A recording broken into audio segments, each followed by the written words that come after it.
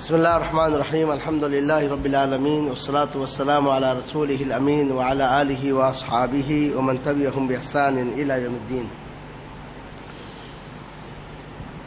پچھلی نشست میں پچھلی بیٹھک میں ہم یہ پڑھ چکے ہیں کہ اللہ عز و جل کی جانب سفر کی منزلیں کیسے طے کی جائیں، اس موضوع پر اس کتاب میں لکھا گیا ہے۔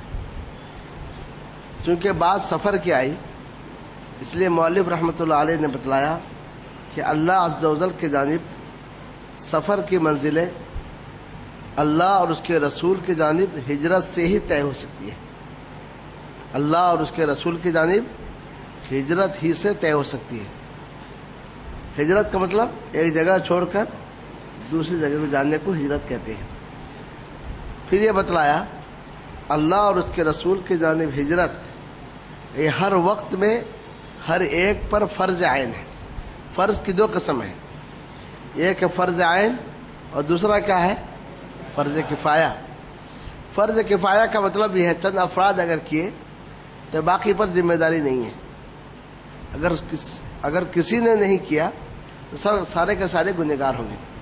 اور فرض عین کا مطلب یہ ہے کہ ہر ایک پر ضروری ہے، سمجھے؟ اب یہاں پر مؤلف رحمۃ اللہ علیہ نے بتلایا کہ جب اللہ عز و جل کی جانب سفر کے لیے ہجرت کی ضرورت ہے تو آپ یہ جان لیں ہجرت کی دو قسمیں ہیں۔ ہجرت کی دو قسمیں ہیں۔ پہلی قسم کیا ہے؟ ایک ملک سے دوسرے ملک کی جانب جسم کے ذریعے ہجرت کرنا۔ تو ہجرت کی تعریف کیا ہے؟ بلاد کفر یعنی کفر کے علاقے سے اسلام کے ملک کی جانب جانا، اس کا نام کیا ہے؟ ہجرت ہے۔ تو اس ہجرت کا نام کیا ہے؟ جسم کے ذریعے یا بدن کے ذریعے ہجرت کرنا۔ دوسری ہجرت جس کا اللہ اور رسول کے جانب ہجرت ہے، تو اس کا مطلب ہے دل کے ذریعے ہجرت کرنا۔ کس کے ذریعے ہجرت کرنا؟ دل کے ذریعے ہجرت کرنا، یعنی دل میں، نیت میں، خیال میں آپ کیا کریں؟ اللہ اور اس کے رسول کے جانب ہجرت کریں۔ اللہ اور اس کے رسول کے جانب ہجرت کا مطلب کیا ہے؟ کہ انسان گناہ کو چھوڑ کر اللہ کے اطاعت کی جانب آئے۔ جن چیزوں کو اللہ ناپسند کرتا ہے اس کو چھوڑ کر ان باتوں کے جانب آئے جنہیں اللہ عز و جل پسند کرتے ہیں۔ چند چیزیں ہیں اللہ عز و جل ناپسند کرتے ہیں اور چند چیزیں ہیں جنہیں اللہ عز و جل پسند کرتے ہیں۔ تو ہجرت الی اللہ کا مطلب کیا ہے؟ ناپسند چیز کو چھوڑ کر وہاں آنا جو اللہ عز و جل کو پسند ہے۔ اسی کا نام کیا ہے؟ ہجرت الی اللہ ہے۔ اس پر یہ کہتے ہیں کہ اس کی دلیل یہ ہے، اللہ تعالیٰ نے فرمایا والمہاجر من ہاجر ما نہی اللہ عنہ، کہ مہاجر وہ ہے جو ہجرت کرے ان باتوں سے جن سے اللہ تعالیٰ نے منع کیا ہے۔ سمجھ گئے؟ تو مہاجر کسے کہیں گے؟ تو مہاجر وہ ہے جو ان باتوں سے ہجرت کرے جن سے اللہ تعالیٰ نے منع کیا ہے۔ تو ہجرت میں دو چیزیں ہوئی۔ پہلی بات کیا ہے؟ کسی چیز کو چھوڑنا ہے۔ دوسری بات کیا ہے؟ کسی چیز کو اپنانا ہے۔ جس کو آپ چھوڑیں گے یہ کون سی باتیں ہیں؟ جن سے اللہ نے منع کیا ہے۔ اور جس کو آپ اپنائیں گے وہ کون سی باتیں ہیں؟ جن کو اللہ نے حکم دیا ہے یا کہ جو اللہ عز و جل چاہتا ہے۔ تو اس کا مطلب کیا ہے؟ ہجرت میں دو چیزیں ہیں، ایک حب اور دوسرا کیا ہے؟ بغض۔ حب کا معنی محبت اور بغض کا مطلب کیا ہے؟ نفرت۔ اس کے بغیر ہجرت ہو نہیں سکتی۔ تو ہجرت کے لیے دو چیزیں چاہیے۔ پہلی چیز کیا ہے؟ حب یعنی محبت، اور دوسری چیز کیا ہے؟ بغض یعنی نفرت۔ یعنی اللہ عز و جل نے جن چیزوں سے منع کیا ہے آپ انہیں نفرت کریں، اور جن چیزوں کا حکم دیا ہے آپ انہیں محبت کرے، چاہیں۔ تو انسان عام طور سے کیا کرتا ہے؟ جن چیزوں کو ناپسند کرتا ہے انہیں چھوڑتا ہے، اور جس سے وہ پسند کرتا ہے اس کے جانب وہ جاتا ہے۔ تو ہجرت کا مطلب یہ ہے کہ اللہ عز و جل نے جن چیزوں کو ناپسند کیا ہے آپ اسے چھوڑیں، اور جنہیں اللہ عز و جل نے پسند کیا ہے آپ اس کے جانب جائیں۔ اسی کا نام کیا ہے؟ ہجرت الی اللہ ہے۔ یہاں ایک بات مؤلف نے بتلائی ہے، وہ یہ ہے کہ ہجرت میں دو چیز ہیں، ایک سے ایک کی طرف جانا، من اور الی۔ من کا معنی کیا ہے؟ سے، الہ کا معنی کیا ہے؟ تک، یعنی ایک چیز سے آپ نے ہجرت کی، مثلا گناہوں سے آپ نے ہجرت کی، ایک چیز کی جانب آپ گئے، یعنی اللہ عز و جل کے رضا کی جانب آپ گئے، تو ایک چیز کو آپ چھوڑتے ہیں اور ایک چیز کو آپ اپناتے ہیں۔ تو ہجرت میں من اور الہ کا ہونا ضروری ہے۔ مثلا خود اس کے اندر بھی ایک ملک کو آپ چھوڑے، پھر ایک ملک میں آپ داخل ہوئے، تو جس کو آپ چھوڑے اس کا تعلق ہے من، جس کو آپ اپنائیں گے اس کا معنی کیا ہے؟ الہ۔ تو کہہ رہے یہی معنی ہے جس کے جانب اشارہ کرتے ہوئے اللہ تعالیٰ نے فرمایا فَفِرُّوا إِلَى اللَّهِ، کہ تم اللہ کے جانب بھاگو، مطلب چند چیزوں کو چھوڑ کر وہاں سے کدھر بھاگو؟ تم اللہ عز و جل کے جانب بھاگو۔ اور بعض دعا میں ہے اعوذ بک منک، اے اللہ میں تیرے ذریعے تجھ سے پناہ مانگتا ہوں۔ اور یہ دیکھیں لا مأوى ولا ملجا منک الا الیک، نہیں ہے پناہ ٹھکانہ تجھ سے مگر تیری طرف۔ تو ان چیزوں کو ذکر کر کے مؤلف رحمۃ اللہ علیہ ایک اہم بات بتلاتے ہیں، وہ یہ ہے کہ ہجرت میں کچھ چھوڑنا ہے اور کسی چیز کو اپنانا ہے۔ تو ان میں توحید کی دو قسم بیان کی گئی ہے۔ جن چیزوں کو آپ اپنائیں گے، یعنی ہجرت الی اللہ، اس میں توحید الہیت ہے، یا توحید الوہیت ہے، یا توحید عبادت ہے۔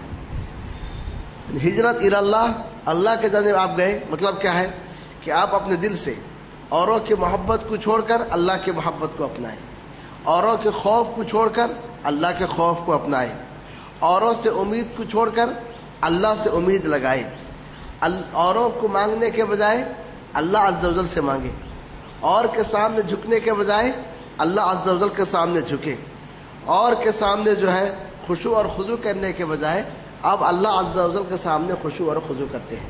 تو لہذا الی اللہ جس کا تعلق الہ سے ہے، اس میں توحید عبادت یا کہ توحید الوہیت ہے۔ توحید الوہیت کا معنی کیا ہے؟ کہ ایک اللہ کی عبادت کرنا، اور عبادت میں اس کے ساتھ کسی کو شریک نہیں کرنا۔ لیکن جو من ہے، کسی چیز کو چھوڑ کر جو آپ جا رہے ہیں، تو کہہ رہا اس من میں کیا ہے؟ توحید ربوبیت ہے۔ تو کہہ رہے جن چیزوں سے آپ بھاگ رہے ہیں وہ چیزیں بھی اللہ عز و جل کی کیا ہے؟ پیدا کرتا ہے۔ تو گویا جن چیزوں سے آپ بھاگ رہے ہیں تو در حقیقت وہ چیزیں کیا ہے؟ اللہ عز و جل کی خود پیدا کرتا ہے۔ تو گویا اللہ کے پیدا کردہ چیزوں میں سے بعض کو چھوڑ کر پھر آپ کدھر جا رہے ہیں؟ اللہ کے جانب جا رہے ہیں، یعنی وہ ناپسند چیز جنہیں اللہ نے پیدا کیا ہے اس سے آپ بھاگ کر اللہ کی جانب جا رہے ہیں۔ تو گویا ہجرت میں جہاں من ہے کہ جن چیزوں سے آپ بھاگ رہے ہیں، اس میں توحید ربوبیت ہے۔ آپ اقرار کرتے ہیں کہ اللہ نے ان چیزوں کو پیدا کیا ہے، اور جب اللہ کے جانب آپ بھاگے الی اللہ تو اس میں توحید عبادت ہے، توحید الوہیت ہے۔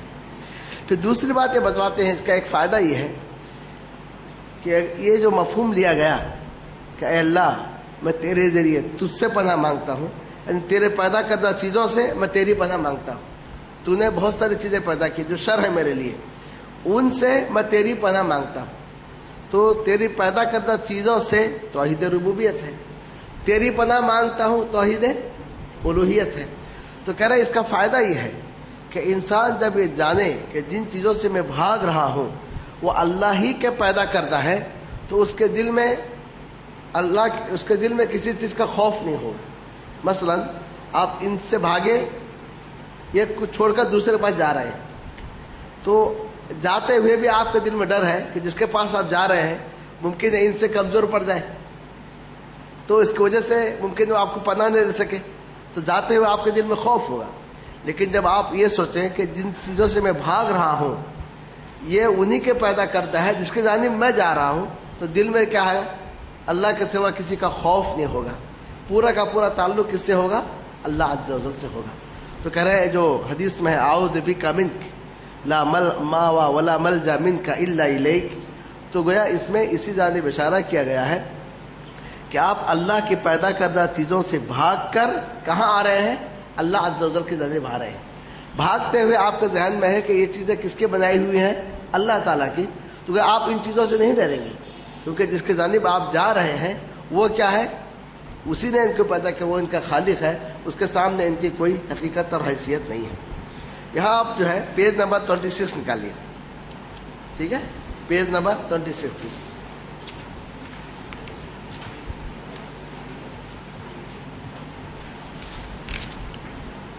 पेज नंबर 26 में ये लिखा हुआ है कि ये जो अल्लाह की जानिब जो हिजरत या उसके रसूल के जानिब जो हिजरत है, ये दरहकीकत ला इलाहा इल्लल्लाह मोहम्मदुर रसूलुल्लाह की गवाही का माना मफहूम है। ला इलाहा इल्लल्लाह जो आप कहते हैं अशहदु अल्ला इलाहा इल्लल्लाह, इसका मतलब क्या है? अल हिजरतु इल्लल्लाह। आप जो कहते हैं अशहदु अन्ना मोहम्मदुर रसूलुल्लाह, इसका माना क्या है? अल हिजरतु इला रसूलिल्लाह। तो ला इलाहा इल्लल्लाह के इकरार के साथ तो उसका आप अल्लाह की जानिब हिजरत कर रहे हैं, और जब आप मोहम्मद रसूलुल्लाह का इकरार करते हैं, इसकी गवाही देते हैं, तो इसका मतलब आप किधर हिजरत करते हैं? अल्लाह के रसूल के जानिब हिजरत करते हैं। और ऐसे ही पेज नंबर 27 में ये लिखा है कि इन दोनों हिजरत के बारे में कल क़यामत के रोज़ बंदे से पूछा जाएगा। ये दोनों हिजरतें हैं, इनके बारे में कल क़यामत के रोज़ किससे पूछा जाएगा? बंदे से पूछा जाएगा कि तुम किसकी इबादत करते थे? तो यह है हिजरत इल्लल्लाह। तुमने रसूलों का क्या जवाब दिया है? यह हिजरा इला रसूलिल्लाह। समझ गए? तो तुम किसकी इबादत करते थे? ये कब होगा? जब आप अल्लाह की जानिब हिजरत करें। तुमने रसूलों का क्या जवाब दिया? मादा अजबतुमुल मुरसलीन। तो इसका मतलब क्या है? अल हिजरतु इला रसूलिल्लाह, कि आप अल्लाह के रसूल के जानिब हिजरत करें। इन बातों को बयान करने के बाद अब मौलवी रहमतुल्लाह अलैह ये कहते हैं कि अल्लाह के रसूल के जानिब जो हिजरत है एक ऐसी चीज़ है जो ख़त्म होकर रह गई है। लोग जो है उसके बारे में कह रहे हैं कि लोग जो है एक ऐसा रास्ता है जिसके निशान मिट गए हैं, और इस तरीके से ज़माना जो है उन निशानात को मिटा दिया है। बातें सिर्फ किताबों में रह गई है। अमल की दुनिया में हर एक ने अपना एक इमाम बना लिया है, अपना एक पेशवा बना लिया है, वो उसके पीछे पीछे चलता है, लेकिन कोई जो है अल्लाह के रसूल के जानिब हिजरत करने के लिए तैयार नहीं है। तो इन्होंने अपने ज़माने की बात कही है, और हर ज़माने में यही चीज़ पाई जाती है कि लोग जो है बजाय ये कि अल्लाह के रसूल के जानिब हिजरत करें, या एक अपने हर कौल हर फ़ेल में नबी करीम सल्लल्लाहु अलैहि वसल्लम को देखें। हर एक के सामने कोई न कोई एक पेशवा उसका है, कोई एक इमाम है जो उसके पीछे पीछे चल रहा है, लेकिन अल्लाह के रसूल सल्लल्लाहु अलैहि वसल्लम को कोई इमाम बनाने के लिए तैयार नहीं है। और उसमें वो कहते हैं कसम में अल्लाह की कि अल्लाह के रसूल की जानिब हिजरत एक चमकता हुआ नूर है, लेकिन तुम किस में हो? तारीकी में हो। और ये 14वीं रात का चांद है जो ज़मीन के मशरिक़ और मगरिब को रोशन कर दिया है, लेकिन तुम बादल हो, बादल में छुपे हुए हो, तुम्हें उसकी रोशनी नज़र नहीं आती है। फिर वो कह रहे हैं कि ये मीठा चश्मा है, लेकिन तुमने जो है अपने आप को गदला रखा है। तो उसके बाद वो कह रहे हैं कि हिजरत इल्लल्लाह इला रसूलिल्लाह ये बहुत ही अहम शय है। हिजरत इला रसूलिल्लाह का मतलब क्या है? ये मतलब सुनिए, हिजरत इला रसूलिल्लाह का मतलब क्या है? तो उसके बारे में ये कह रहे हैं कि ईमान के मसाइल में से कोई भी मसला हो, या एक अहकाम के मसाइल में से कोई भी हुक्म हो, इंसान हर मामले में किधर रुख करे? नबी करीम सल्लल्लाहु अलैहि वसल्लम की ज़ुबान से जो बात निकली हुई है उसके जानिब रुख करे। यानी ज़िंदगी का कोई भी मसला हो, चाहे इसका ताल्लुक़ अक़ीदे से हो, चाहे इसका ताल्लुक़ इबादत से हो, चाहे इसका ताल्लुक़ मामलात से हो, इंसान तमाम मामलात में देखे कि नबी करीम सल्लल्लाहु अलैहि वसल्लम की ज़ुबान से क्या बात निकली है। जब इंसान इस चीज़ को देखेगा तो उसका मतलब यह है उसने अल्लाह के रसूल सल्लल्लाहु अलैहि वसल्लम की जानिब क्या है? हिजरत किया है। समझिए? तो हिजरत इला रसूलिल्लाह का मतलब क्या है? तुम्हें बतलाएंगे, बताइए। हिजरत इला रसूलिल्लाह का मतलब क्या है? कि इंसान अपने ज़िंदगी के हर मामले में किसको देखे? उसकी ज़ुबान से क्या बात निकली। तो दोनों का मफ़हूम याद रखें। हिजरत इल्लल्लाह का मतलब यह है जिन चीज़ों को अल्लाह ने मना किया है उनसे आप किधर भागे? उनके जानिब जिनका अल्लाह ने हुक्म दिया है। ठीक है? हिजरत इला रसूलिल्लाह का मतलब क्या है? कि कोई भी काम करते हुए आप क्या देखें? अल्लाह के रसूल सल्लल्लाहु अलैहि वसल्लम का फरमान क्या है, अल्लाह के वसल्लम ने क्या बात कही है। समझ गए? तो ये दो मफ़हूम समझ लें। तो हिजरत इल्लल्लाह का मतलब क्या है? अल्लाह हाँ जी, जो मना किया है, हाँ اس سے جا کر ادھر جانا جس کا اللہ نے حکم دیا ہے. ہجرت الی رسول اللہ کا مطلب کیا ہے؟ کوئی بتلائیں گے؟ ہاں، ہر ایک مسئلے میں یہ دیکھنا ہے نبی صلی اللہ علیہ وسلم نے کیا فرمایا ہے. اس میں جو ہے بہت ہی جذبات کے ساتھ وہ کہتے ہیں کہ لوگوں نے آج چھوڑ دیا ہے. ہر مسئلے میں کہتے ہیں کہ ہم اپنے آبا اور اجداد کے راستے پہ چلیں گے اور اسی سے ہم ہدایت پائیں گے، اور لوگ جو ہے اس چیز کو تھک ہار کے چھوڑ دیے ہیں. تو ہونا یہ چاہیے کہ ہجرت الی رسول اللہ کو اپنانا چاہیے. پھر وہ کہتے ہیں کوئی بھی مسئلہ ہو یہ دیکھو کہ اللہ کے رسول کا حکم ہے کیا. اگر اللہ کے رسول کا حکم ہے تو مان لو، ورنہ اس کو جو ہے سمندر میں اٹھا کر پھینک دو، اس کی کوئی حیثیت نہیں ہے. اب یہاں سے چونکہ ہجرت الی رسول اللہ کی اہمیت ہے، اب تقریباً جو ہے 8 یا 9 آیتیں بیان کرتے ہیں ہجرت الی رسول اللہ پہ دلیل دینے کے لیے. سمجھ گئے؟ تو بہتر یہ ہے کہ آپ ان آیتوں کو یاد کر لیں، اس لیے کہ کل آپ کسی کے سامنے جب ہجرت الی رسول اللہ بیان کریں گے کہ اللہ کے رسول صلی اللہ علیہ وسلم نے ہجرت کرنا واجب ہے، یعنی ہر قول میں، ہر فعل میں، ہر عمل میں یہ دیکھنا ہے کہ اللہ کے رسول صلی اللہ علیہ وسلم نے کیا بات کہی ہے، تو اس کے لیے آپ کو دلیل دینی ہوگی. تو اس کے لیے جو آیتیں اس میں بیان کی ہیں تو ان آیت کو نوٹ کریں اور نوٹ کر کے جو ان کو آپ یاد کر لیں. پیج نمبر جو ہے 27 میں دیکھیں. بولے 27 آیت کون سی ہے؟ پڑھیں. فلا وربک، دیکھیں ہر ایک کھلے. پہلی آیت اس سلسلے میں یہ ہے فلا وربک لا یؤمنون حتی یحکموک فیما شجر بینہم ثم لا یجدوا فی انفسہم حرجا مما قضیت ویسلموا تسلیما. یہ سورہ نساء آیت نمبر 65 ہے. تو اس کو آپ یاد کریں یہ بتلانے کے لیے کہ انسان کو چاہیے اپنے ہر معاملے میں اللہ کے رسول صلی اللہ علیہ وسلم کے قول کی جانب دیکھیں. اس آیت کا معنی کیا ہے؟ تیرے رب کی قسم وہ ایمان نہیں لائیں گے یہاں تک کہ وہ آپ کو حکم مان لیں ان باتوں میں جن میں ان کے درمیان اختلاف ہوا ہے. یعنی آپس میں جو بھی اختلاف ہوگا اس میں اللہ کے رسول کو جب تک ہم حکم نہیں مانیں گے، یعنی اللہ کے رسول کے فیصلے کو نہیں لیں گے، تو اس وقت تک جو ہے ہمارا ایمان ثابت ہی نہیں ہوتا. صرف حکم ماننا کافی نہیں ہے. ثم لا یجدوا فی انفسہم حرجا مما قضیت، پھر وہ اپنے دل میں کوئی حرج نہیں پائے جس سے آپ نے فیصلہ کیا ہے. یعنی پہلی بار آپس میں جھگڑا ہوا تو فیصلہ کے لیے کہاں جائیں؟ اللہ کے رسول صلی اللہ علیہ وسلم کے پاس جائیں. پھر جو آپ فیصلہ کریں تو دل میں ہم خوشی سے قبول کر لیں.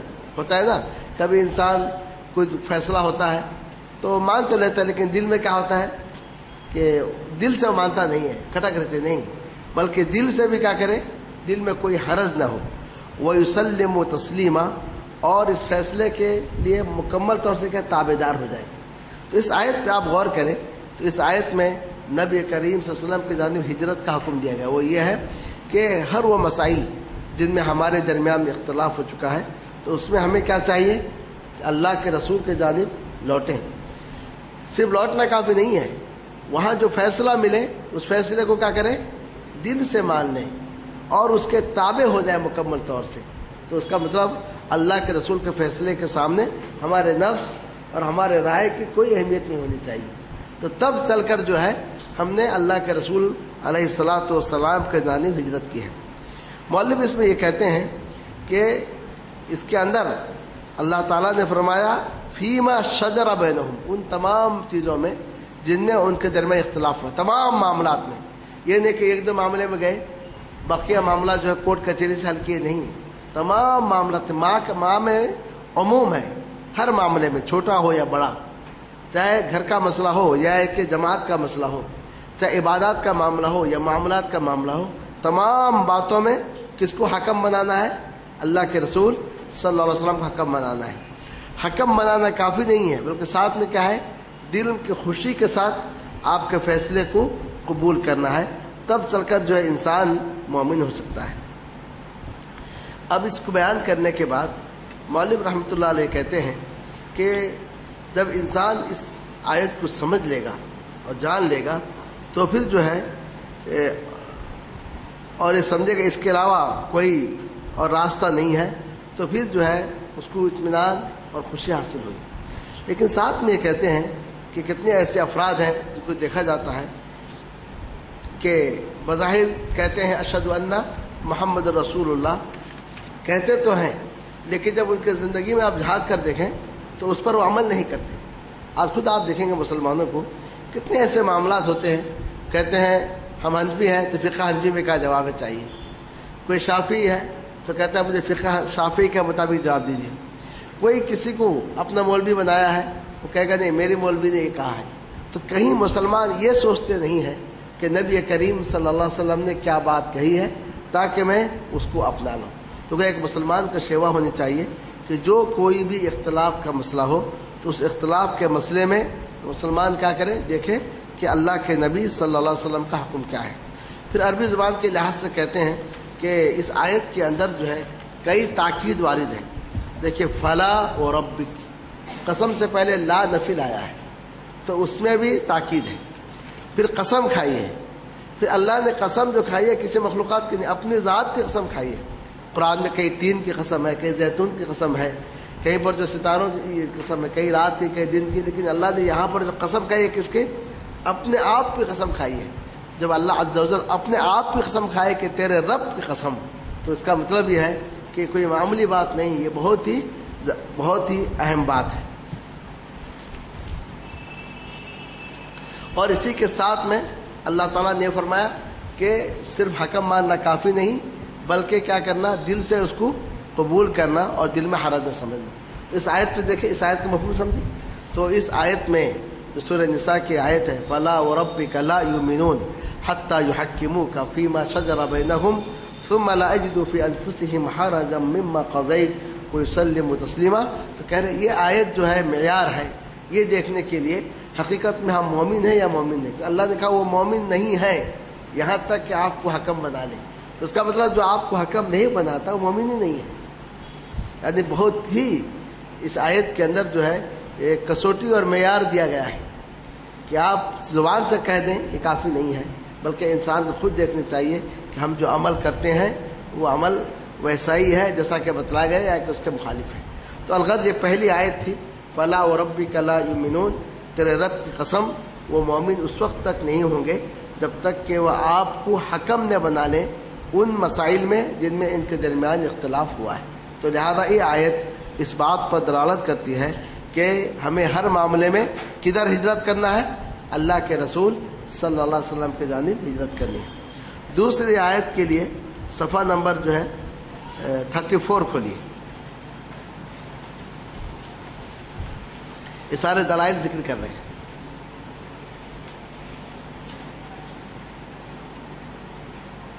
اب پڑھیے کون سی آیت ہے؟ النبی اولا بالمؤمنین من انفسہم، نبی مومنوں کے پاس ان کی جانوں سے بڑھ کر اولا ہے، یعنی نبی مومنوں کی جانوں سے بڑھ کر مومنوں کے پاس مقدم ہے۔ تو اس کا مطلب کیا ہے، ایک طرف اللہ کے رسول اور دوسری جانب ہماری جان ہو تو ہم کسے مقدم کریں گے؟ اللہ کے رسول صلی اللہ علیہ وسلم کو مقدم کریں گے۔ ایک مرتبہ کی روایت ہے کہ عمر ابن خطاب رضی اللہ تعالیٰ نے کہا ہے اللہ کے رسول صلی اللہ علیہ وسلم لأنت احب الیہ، آپ میرے پاس بہت ہی محبوب ہے، پسندیدہ ہے، الا نفسی، سوائے میرے نفس، یعنی میرا نفس آپ سے زیادہ میرے پاس پسندیدہ ہے۔ تو آپ نے فرمایا کہ اے عمر ابھی تک تمہارا ایمان مکمل نہیں ہوا ہے جب تک کہ میں تمہارے پاس تمہارے نفس سے بڑھ کر محبوب نہ ہوں۔ تو انہوں نے کہا تو اب آپ میرے نفس سے بڑھ کر بھی میرے پاس محبوب ہیں۔ تو اس سے معلوم ہوا النبی اولا بالمؤمنین من انفسہم، کہ نبی مومنوں کے پاس ان کی جانوں سے بڑھ کر ہیں۔ مطلب کیا ہے، ایک طرف ہماری جان ہو اور دوسری جانب اللہ کے نبی کا حکم ہو، تو ہم اپنی جان کو چھوڑ کر کس کو مانیں؟ اللہ کے نبی صلی اللہ علیہ وسلم کے حکم کو مانیں۔ تو اس میں یہ لکھتے ہیں اس کا معنی کیا ہے کہ اس میں اس بات کی دلیل ہے کہ جس کے پاس اس کے جان سے بڑھ کر رسول اولا نہ ہو تو وہ مومن نہیں ہے۔ اس سے کیا معلوم ہوا کہ جس کے جان سے بڑھ کر رسول مقدم نہ ہو تو وہ شخص کیا ہے؟ مومن نہیں ہے۔ تو یہاں پر کہہ رہے ہیں کہ کسی چیز کو جب آپ اولا مانتے ہیں کہ یہ میرے پاس اس سے بڑھ کر افضل ہے، تو اس کے دو معنی ہیں۔ پہلا معنی یہ ہے کہ یکون احب الی العبد من نفسی، کہ وہ شخص جو ہے بندے کے پاس اس کے جان سے زیادہ محبوب ہو۔ آپ کہیں گے یہ میرے پاس میرے جان سے بڑھ کر مقدم ہے، اس کا مطلب کیا ہے کہ جان جتنا عزیز ہے، پیارا ہے، اس سے بڑھ کر پیارے کون ہیں؟ اللہ کے رسول صلی اللہ علیہ وسلم۔ یعنی آپ کی جان آپ کو جتنی پیاری ہے، اس سے بڑھ کر پیارے کون ہیں؟ اللہ کے رسول صلی اللہ علیہ وسلم ہے۔ جب اس کو آپ مان لیں گے تو اس کا مطلب یہ ہے کہ محبت کے جتنے لازم ہیں کہ اطاعت یا اتباع، یہ سب کسی کرنے چاہیے؟ نبی کریم صلی اللہ علیہ وسلم کرنے چاہیے، کہ اللہ تعالیٰ نے فرمایا قل ان کنتم تحبون اللہ فاتبعونی یحببکم اللہ، کہہ دیجیے اگر تم اللہ سے محبت کرتے ہو تو میری پیروی کرو۔ تو گویا نبی صلی اللہ علیہ وسلم کے پیروی میں کس کی محبت ہے؟ اللہ عز و جل کی محبت ہے۔ اس سے معلوم ہوا کہ جس کی انسان اتباع کرتا ہے وہ اس سے محبت کرتا ہے۔ جب ہم نے کہا کہ نبی صلی اللہ علیہ وسلم ہمارے پاس ہمارے جان سے بڑھ کر محبوب ہیں، تو اس کا مطلب کیا ہے؟ ہمیں اللہ کے نبی کی اتباع کرنی ہے، ہمیں اللہ کے نبی کی اقتداء کرنی ہے، ہمیں اللہ کے نبی کے پیچھے پیچھے چلنا ہے۔ اور دوسرا مفہوم یہ ہے کہ جب آپ بولیں کہ اللہ کے نبی ہمارے جان سے بڑھ کر ہمارے پاس مقدم ہے، تو مطلب ہمارے جان پر جو فیصلہ ہوگا کس کا فیصلہ ہوگا؟ اللہ کے نبی کا فیصلہ ہوگا، تو کسی اور کا فیصلہ نہیں ہوگا۔ تو یہ دو معنی اس کے اندر آتے ہیں۔ تو کہہ رہے ہیں کہ ان دونوں معنی پہ غور کرو کہ اس آیت میں جو بتلایا گیا ہے کہ نبی مومنوں کے پاس ان کی جانوں سے بڑھ کر محبوب ہے، جانوں سے بڑھ کر مقدم ہے، تو اس کا مطلب یہ ہے نبی کی محبت ہر محبت پر مقدم ہونی چاہیے۔ جب نبی کی محبت ہر محبت پر مقدم ہے تو اس کا مطلب نبی کی اطاعت کرنی ہے اور نبی کی اتباع کرنی ہے۔ اور پھر اپنے آپ پر بھی کہ حکم لگانا ہو تو حکم کس کا لیں گے؟ اللہ کے نبی صلی اللہ علیہ وسلم کے فیصلے کو لیں گے۔ پھر اس کے بعد مؤلف اپنے انداز سے لکھتے ہیں کہ یہ اولویت کیسے اس شخص کو حاصل ہو سکتی ہے جو اس راستے سے ہٹ جائے جو نبی کریم صلی اللہ علیہ وسلم نے متعین کیا ہے، جو اللہ کے نبی کے فیصلوں کو چھوڑ کر دوسرے کے فیصلے کو مان لے، یا کہ جس کے پاس اللہ کے رسول کے فیصلے سے بڑھ کر دوسرے کا فیصلہ اطمینان کا باعث ہو۔ تو ایسا شخص کیسے اللہ کے نبی کو اپنے جان سے مقدم قرار دے سکتا ہے؟ اس کے بعد یہ کہہ رہے ہیں کہ آج کے دور میں یہ باتیں بہت زیادہ عام ہو گئی ہیں کہ لوگوں نے اللہ کے دعویٰ تو کرتے ہیں کہ اللہ کے نبی ہمارے پاس محبوب ہیں، لیکن عمل کے میدان میں اللہ کے نبی کو جو ہے محبوب نہیں مانتے ہیں۔ اور یہی اسی ضمن نے یہ بھی بتلایا کہ بہت سارے لوگ یہ ہیں کہ بظاہر کہتے ہیں اشہد ان محمد رسول اللہ، کہتے ہیں ہمیں اللہ کے نبی سے محبت ہے اور کہتے ہیں ہم اللہ کے نبی کی ہی اطاعت کرتے ہیں، لیکن جو ہے تعویل سے اور مروڑ کے ذریعے سے جو ہے اللہ کے نبی کے فیصلے کو بدلتے ہیں۔ مثلا کہتے ہیں حدیث تو ہے یہ، لیکن اس حدیث کا یہ معنی ہونی چاہیے۔ کہتے ہیں حدیث تو ہے لیکن جو ہے یہ حدیث ہے لیکن جو ہے اس کا مفہوم ایسا ہے۔ تو آپ دیکھیں گے بہت سارے لوگ ایسے ہیں کہ جو اپنے مذہب اور اپنے طریقے کے مطابق حدیث کے مفہوم کو جو ہے بدلنے کی کوشش کرتے ہیں۔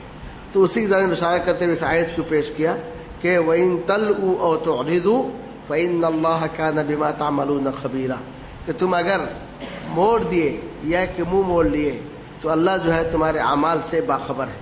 تو کہنے کا مقصد یہ ہے کہ مؤلف رحمۃ اللہ یہ کہتے ہیں کہ بہت سارے لوگ ایسے ہیں جو ایک طرف دعویٰ تو کرتے ہیں کہ اللہ کے نبی ہمارے جان سے بڑھ کر عزیز ہیں اور اللہ کے نبی کی محبت ہر محبت پر مقدم ہے، لیکن تم دیکھو گے اللہ کے نبی کے اقوال کو چھوڑ کر دوسرے کے اقوال پر جو ہے مشغول ہوتے ہیں۔ فلاں نے کہا، فلاں نے کہا، فلاں نے کہا، فلاں نے کہا، اس مسئلے میں فلاں کی رائے ہے، فلاں کی رائے ہے۔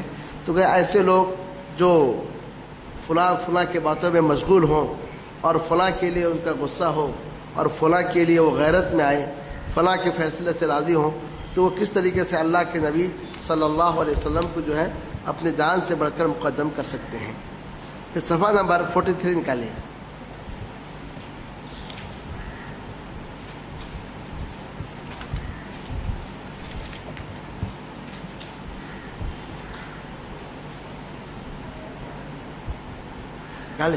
وَمَا كَانَ لِمُؤْمِنٍ وَلَا مُؤْمِنَةٍ إِذَا قَضَى اللَّهُ وَرَسُولُهُ أَمْرًا أَن يَكُونَ لَهُمُ الْخِيَرَةُ مِنْ أَمْرِهِمْ، کسی مومن مرد اور نہ کسی مومن عورت کے لیے جائز ہے کہ جب اللہ اور اس کے رسول کسی معاملے میں فیصلہ کر دیں تو ان کے لیے ان کے معاملے میں سے اختیار ہو.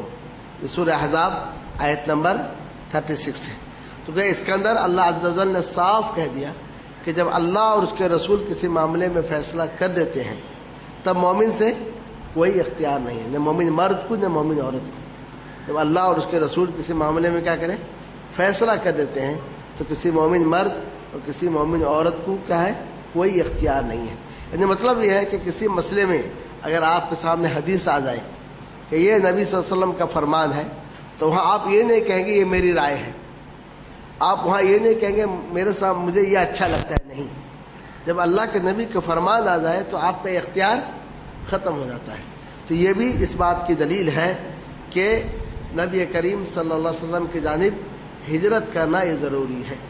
جب تک انسان اللہ کے نبی صلی اللہ علیہ وسلم کی ہجرت نہ کرے تو اس کا ایمان مکمل نہیں ہو سکتا. مولوی رحمۃ اللہ علیہ نے اس کی تشریح کرتے ہوئے کہا کہ یہ آیت یہ بتلاتی ہے کہ جب اللہ اور اس کے رسول کے لیے مسائل میں سے کسی مسئلے میں کوئی حکم ثابت ہو جائے، چاہے وہ حکم طلب ہو یا خبر ہو. طلب یعنی حکم یہ کرو یا یہ نہ کرو، یا خبر کہ دجال آنے والا ہے یا کہ فلاں ہے یا کہ فلاں یاجوج ماجوج نکالو، کسی بات کی خبر ہو تو کسی شخص کو جائز نہیں کہ وہ اپنے نفس کو چن لے کسی دوسرے حکم کے لیے اور اس کی جانب جائے. اور یہ چیز نہ کسی مومن کے لیے زیبا دیتی ہے.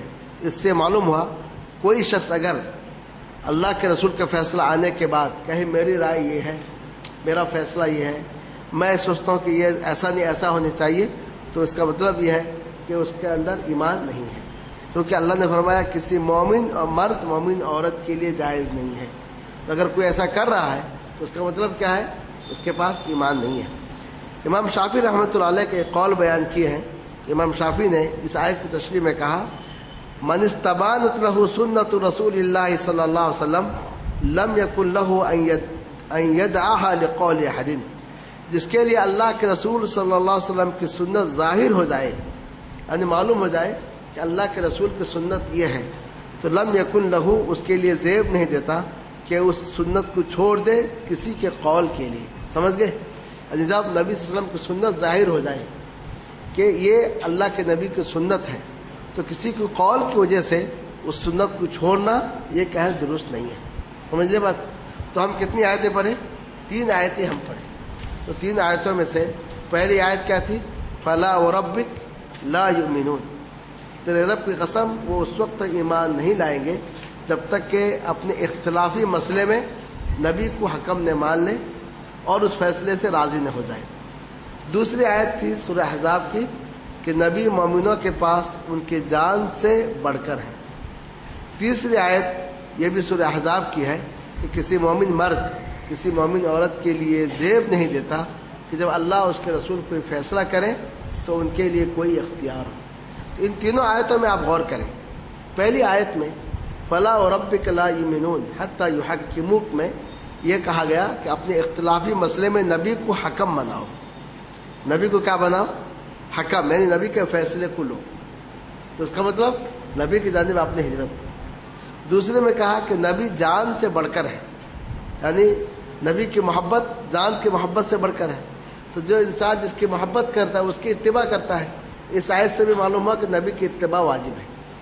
پھر تیسری جو یہ آیت ہے کہ کسی مومن جب اللہ رسول کا فیصلہ آ جائے مومن مرد مومن عورت کے لیے کوئی اختیار نہیں ہے، تو اس کا مطلب کیا ہے؟ نبی کی اتباع یہ بھی کیا واجب اور فرض ہے. تو غور یہ کریں، پہلی آیت میں نبی کو حکم بناؤ کہا گیا. دوسرے میں کیا کہا گیا؟ نبی کی محبت مقدم ہے. تیسرے میں کہا گیا کہ تمہارا نبی کا فیصلہ آ جائے تو تم کو کوئی اختیار نہیں ہے. تو اختیار نہیں یا نبی کی محبت مقدم ہے یا کہ اسی طریقے سے نبی کی حکم مان لو، یہ وہ باتیں ہیں جو بتلاتی ہیں کہ نبی کریم صلی اللہ علیہ وسلم کے اتباع یہ واجب ہے اور ضروری ہے. سمجھ گئے؟ تو اگر آپ سے کوئی پوچھے پہلی آیت کے بارے میں فَلَا وَرَبِّكَ لَا يُؤْمِنُونَ حَتَّى يُحَكِّمُوكَ فِيمَا شَجَرَ بَيْنَهُمْ، اس سے آپ کیا استدلال کریں گے؟ نبی کی اتباع واجب ہے، کیسے کریں گے بتائیے؟ اپنے اختلافی معاملے میں نبی کو کیا ماننا ہے؟ حکم ماننا ہے. جب حکم مان لیے نبی کی اتباع ضروری ہے. النبی اولا بالمؤمنین من انفسہم، نبی مومنوں کے پاس ان کی جانوں سے بڑھ کر ہے. اس سے کیسے استدلال کیے؟ جان سے بڑھ کر ہے یعنی محبت، ان کی محبت جان کی محبت سے بڑھ کر ہے، اور انسان جس سے محبت کرتا ہے اس کی کیا کرتا ہے؟ پیروی اور اتباع کرتا ہے. تیسری آیت، کسی مومن مرد کسی مومن عورت کے لیے اختیار نہیں ہے کہ جب اللہ اس کا رسول فیصلہ کرے تو اس کے لیے کوئی اختیار نہیں ہے. تو یہاں کیسے معلوم ہوا نبی کی اتباع ضروری ہے؟ کیسے معلوم ہوا؟ کوئی اختیار نہیں، اختیار چھین لیا گیا کہ اب تم کو کوئی اختیار نہیں ہے. جب نبی کا اللہ رسول کا فیصلہ آ جائے تو تمہارا کوئی اختیار نہیں. اختیار کو جب چھین لیا گیا ہے تو اس سے معلوم ہوا کہ اللہ کے نبی کا فیصلہ یہی ہے، اور آپ کی اتباع جو ہے واجب اور ضروری ہے. اس کے بعد چوتھی آیت دیکھیے، صفحہ نمبر جو ہے 44. قل اطیعوا اللہ واطیعوا الرسول فإن تولوا فإنما علیہ ما حمل وعلیکم ما حملتم وإن تطیعوہ تہتدوا وما علی الرسول الا البلاغ المبین. یہ سورہ نور آیت نمبر 54 ہے. آپ کہہ دیجئے کہ تم اللہ کی اطاعت کرو اور رسول کی اطاعت کرو. تو اطاعت کس کی کرنی ہے؟ اللہ کی بھی کرنی ہے، اور اطاعت کس کی کرنی ہے؟ رسول کی بھی اطاعت کرنی ہے. فَإِن تَوَلَّوْا، اگر یہ منہ موڑ لیتے ہیں یعنی اطاعت نہیں کرتے ہیں، فَإِنَّمَا عَلَيْهِ مَا حُمِّلَ وَعَلَيْكُمْ مَا حُمِّلْتُمْ، رسول پر وہی ہے جس کا رسول کو مکلف کیا گیا. رسول کا کام پہنچانا تھا، پہنچا دیا. اور تم پر وہی ہے جس کے تم مکلف کیے گئے. تمہارا کام رسول کی اتباع ہے. تم جب نہیں کر رہے ہو تو اس کی سزا تمہیں ملے گی. وَإِن تُطِيعُوهُ تَهْتَدُوا، اگر تم رسول کی اطاعت کرو گے تو ہدایت پاؤ گے. وَمَا عَلَى الرَّسُولِ إِلَّا الْبَلَاغُ الْمُبِينُ، نہیں ہے رسول پر مگر کھلے انداز سے پہنچانا. اس سے آپ بتلائیے کہ رسول کے اطاعت کا کہاں کہاں حکم دیا گیا ہے. پہلی چیز کیا ہے؟ اطیعوا الرسول، اطیعوا الرسول. پھر دوسری چیز کیا ہے؟ وَإِن تُطِيعُوهُ تَهْتَدُوا، تو اس کا مطلب اگر تم اس کے اطاعت کرو گے تو ہدایت پاؤ گے، اگر اطاعت نہیں کرو گے تو ہدایت نہیں پاؤ گے. اس آیت میں صاف کہہ دیا گیا کہ ہدایت کس میں ہے؟ اللہ کے رسول کی اطاعت میں ہے. تو اس کا مطلب اللہ کے رسول کو چھوڑ کے اطاعت چھوڑ کر کسی اور کے ذریعے اگر آپ جائیں گے تو وہاں آپ کو جو ہے ہدایت نہیں ملے گی. اور اس کے بعد کہا گیا رسول کا کام تو پہنچانا ہے، اور آپ پہنچا دیے. تو یہاں پر جو یہ آیت ہے دو لحاظ سے، ایک واطیعوا الرسول اور دوسرا یہ وَإِن تُطِيعُوهُ تَهْتَدُوا، اگر تم رسول کی اطاعت کرو گے تو ہدایت ہو. اس آیت کو یاد کر لیں، وَإِن تُطِيعُوهُ تَهْتَدُوا، اگر تم رسول کی اطاعت کرو گے تو ہدایت پاؤ گے. تو جو آدمی رسول کی اطاعت نہیں کرتا ہے تو اس کا مطلب یہ ہے کہ وہ ہدایت پر ہے ہی نہیں ہے. اسی لیے آپ دیکھیں گے سارے کے سارے ائمہ نے یہی بات کہی ہے کہ انہوں نے اپنے اجتہاد کیا. بہت سارے کو احادیث نہیں ملی، یہ احادیث ملی بھی تو ان کو یہ معلوم نہیں ہو سکا کہ صحیح ہے یا ضعیف ہے. تو انہوں نے اپنے طور سے استنباط کیا، اجتہاد کیا، مگر صاف یہ بھی کہہ دیے کہ بات کس کی ہے؟ اللہ کے رسول صلی اللہ علیہ وسلم. بہت سارے ائمہ نے کہا کہ جب کوئی حدیث میرے بات کے خلاف آ جائے تو میری بات کو کیا کرو؟ دیوار پہ مارو. اور بعض نے کہا کہ ہر ایک کے بات کو لی جائے گی، اس کو رد کیا جائے گا سوائے اس قبر والے کے، یعنی نبی کریم صلی اللہ علیہ وسلم کی بات کی. اور بعض نے کہا تم نہ مالک کی تقلید کرو، نہ شافعی کی تقلید کرو، اور نہ احمد کی، نہ ثوری کی تقلید کرو، لو وہاں سے جہاں سے انہوں نے لیا ہے. کیا مطلب؟ یعنی یہ کہاں سے لیے؟ قرآن و حدیث سے. تو تم بھی کہاں سے لو؟ قرآن و حدیث سے لو. اور بعض ائمہ نے یہاں تک امام یوسف کو تعلق سے آتا ہے کہ کسی کے لیے جائز نہیں ہے کہ ہماری بات پر فتویٰ دے یہاں تک کہ وہ جانے کہ ہم نے اس بات کو کہاں سے لیا ہے. تو تحقیق کرنا ہے کہ جو فتویٰ ہے امام ابو یوسف کا، امام محمد کا، یا فلاں کا یا فلاں کا، تو اس کی دلیل کیا ہے. تو وہ سارے کے سارے ائمہ کس کی جانب دعوت دیتے ہیں کہ اللہ کے رسول کی اطاعت کرو. کیوں؟ اللہ نے صاف کہا وَإِن تُطِيعُوهُ تَهْتَدُوا، اگر تم اس کی اطاعت کرو گے تو ہدایت پاؤ گے. تو اس کا مطلب یہ ہے اگر تم رسول کی اطاعت نہیں کرو گے تو ہدایت نہیں پاؤ گے۔ آج کل دیکھیں ہر کتاب والا یہی لکھتا ہے، ہر مسلک والا یہی لکھتا ہے کہ ہمارا مقصد کیا ہے؟ رسول اللہ صلی اللہ علیہ وسلم کی اطاعت۔ ہر جگہ یہی لکھا جاتا ہے کہ اللہ کی اطاعت اور رسول کی اطاعت یہی جو ہے ہمارا طریقہ، ہمارا مسلک، ہمارا مذہب ہے۔ لیکن جب مسائل میں آتے ہیں تو وہاں حدیث سامنے بھی آ جاتی ہے تو وہاں سے کہتے ہیں ہاں اگرچہ حدیث میں ہے لیکن فلاں نے ایسی بات کہی ہے، چونکہ ہم ایسے ہیں اس لیے اس پر ہم عمل کریں گے۔ اور ہر معاملے میں، چاہے وہ حج کا مسئلہ ہو، چاہے وہ نماز کا مسئلہ ہو، چاہے وہ روزے کا مسئلہ ہو، ہر معاملے میں حدیث سامنے ہے پھر بھی کہیں گے ہاں حدیث میں تو ہے، انکار نہیں ہے، حدیث میں ہے، لیکن چونکہ ہم فلاں مسلک کے ہیں اس لیے ہم کو فلاں کی بات ماننی چاہیے۔ جبکہ انہوں نے کیا کہہ دیا ہے کہ تمہیں کس کی بات ماننی ہے؟ رسول کریم صلی اللہ علیہ وسلم کی بات ماننی ہے۔ تو وَإِن تُطِيعُوهُ تَهْتَدُوا، اگر تم اس کی یعنی رسول کی اطاعت کرو گے تو ہدایت پاؤ گے۔ تو اس سے معلوم ہوا کہ ہدایت کس میں ہے؟ رسول کریم صلی اللہ علیہ وسلم کے اطاعت میں ہے۔ تو جو رسول کی اطاعت نہیں کیا تو پھر وہ کیا ہے؟ گمراہ ہے۔ تو اگر آپ سے پوچھا جائے کہ اس آیت سے یہ ثابت کرو کہ اللہ کے رسول کی اطاعت واجب ہے تو آپ کہیں گے اس میں کیا کہا گیا کہ اللہ کے رسول کی اطاعت میں ہدایت ہے، اور جو کوئی اطاعت نہیں کیا تو اس کا مطلب وہ گمراہی پہ ہے۔ تو یہ اس بات کی دلیل ہے کہ نبی کریم صلی اللہ علیہ وسلم کی اطاعت کیا ہے؟ واجب ہے۔ اس کے بعد کی آیت دیکھیں، آیت صفحہ نمبر 45 دیکھیں، یا ایھا الذین آمنوا، اس پہ ذرا غور کریں، یا ایھا الذین آمنوا اطیعوا اللہ واطیعوا الرسول واولی الامر منکم فإن تنازعتم في شيء فردوه إلى الله والرسول إن كنتم تؤمنون بالله واليوم الآخر ذلك خير وأحسن تاويلا۔ اے مومنو، تم اللہ کی اطاعت کرو اور رسول کی اطاعت کرو اور تم میں سے اولو الامر کی، بس اگر تم کسی چیز میں اختلاف کیے تو تم اس کو لوٹاؤ اللہ اور رسول کی طرف اگر تم اللہ اور یوم آخرت پر ایمان رکھتے ہو، اسی میں بہتری ہے اور اس کا انجام اچھا ہے۔ تو اس آیت میں اللہ تعالیٰ نے 3 قسم کے لوگوں کے اطاعت کا حکم دیا۔ وہ کون ہے؟ 3 چیزوں کی، ایک اللہ کی اور رسول کی اور اولو الامر کی۔ مگر اس میں آپ غور کریں، پہلی بات ایک اولو الامر کسے کہیں گے؟ اولو الامر کا معنی معاملہ والے۔ بعض نے کہا اس سے مراد حکام ہے جو مسلمانوں کے خلیفہ ہوتے ہیں، بعض نے کہا اس سے مراد علماء ہے۔ اس کا جواب ہے کہ دونوں بھی اس میں داخل ہیں، کہ کوئی دین کا مسئلہ ہو، فتویٰ ہو تو کون ہوئے؟ علماء ہوئے۔ کوئی ایسے مسئلہ ہوا، حکومت کا مسئلہ ہوا، کوئی قانون کا مسئلہ ہوا، اس سے مراد کون ہوئے؟ حاکم ہوئے، یعنی مسلمانوں کے خلیفہ ہوئے۔ تو یہاں اللہ تعالیٰ نے جو اطاعت کا حکم دیا، کہا اللہ کی اطاعت کرو، رسول کی اور اولو الامر کی۔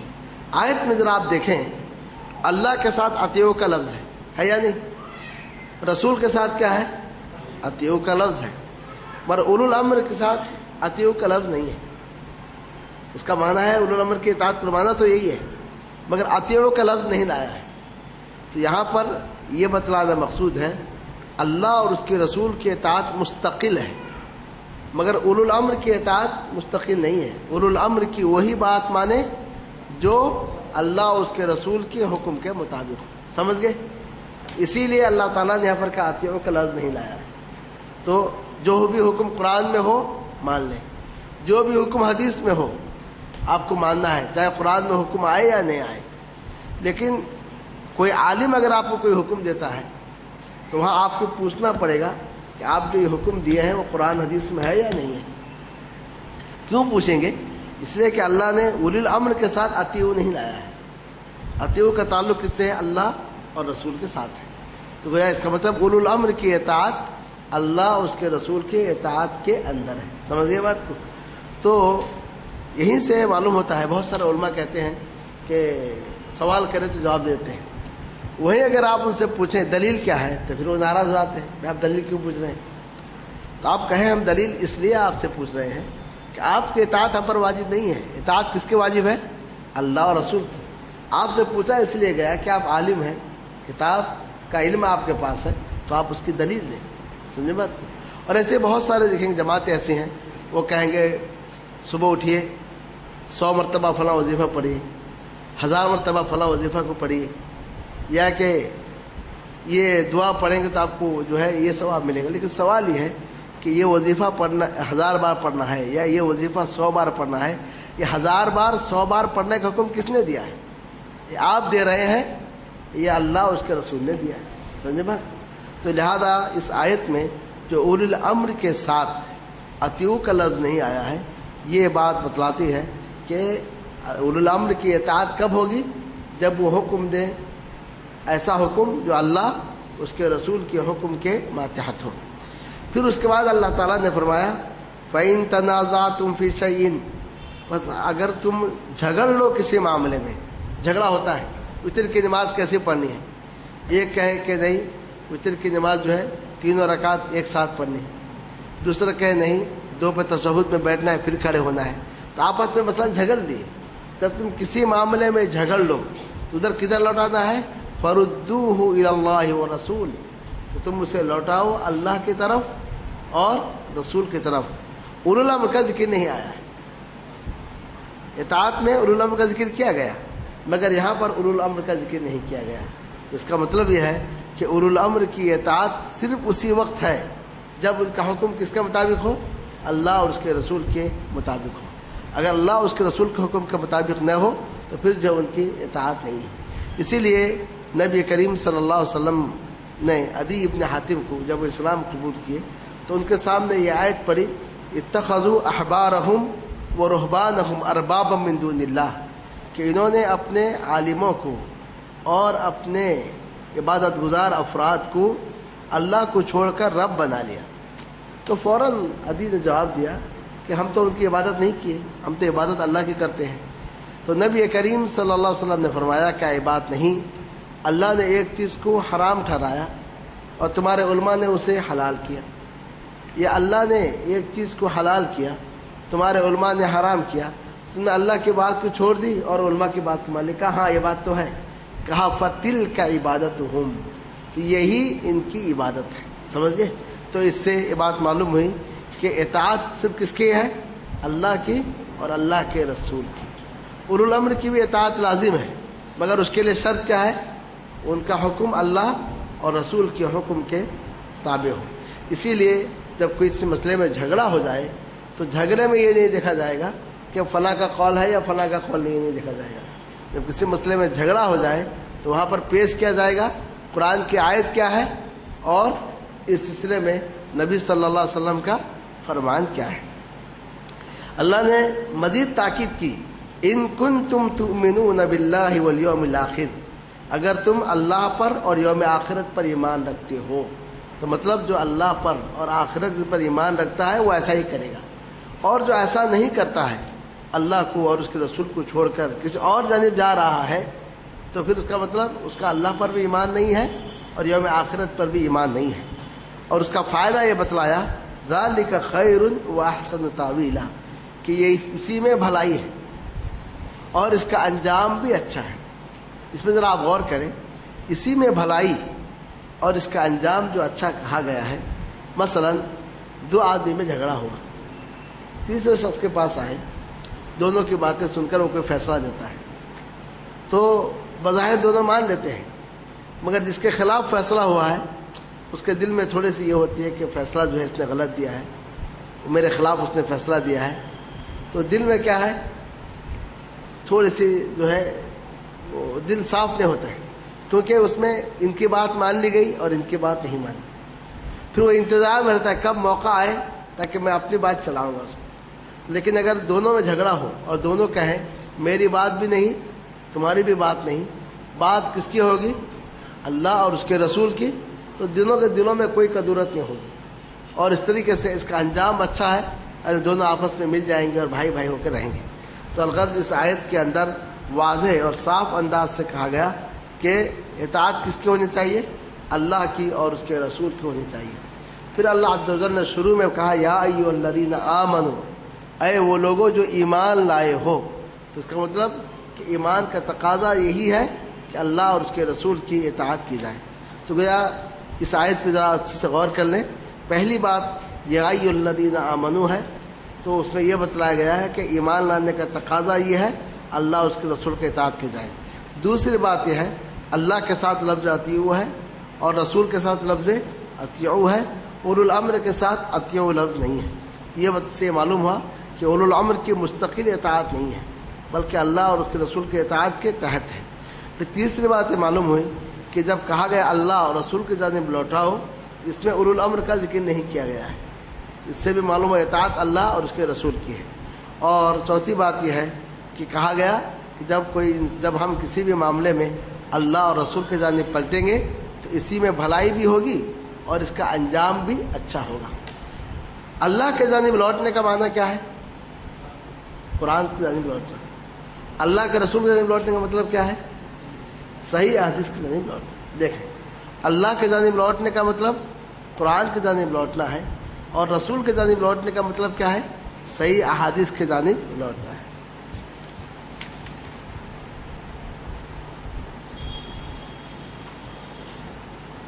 یہاں پر مؤلف نے ایک حدیث بیان کی ہے، وہ یہ ہے کہ کبھی کچھ لوگ ایسے ہیں جو یہ خیال کرتے ہیں کہ ہم اللہ کے نبی کے اسی حکم کو لیں گے جو قرآن میں ہے، جو قرآن میں نہیں ہے اس کو ہم نہیں لیں گے۔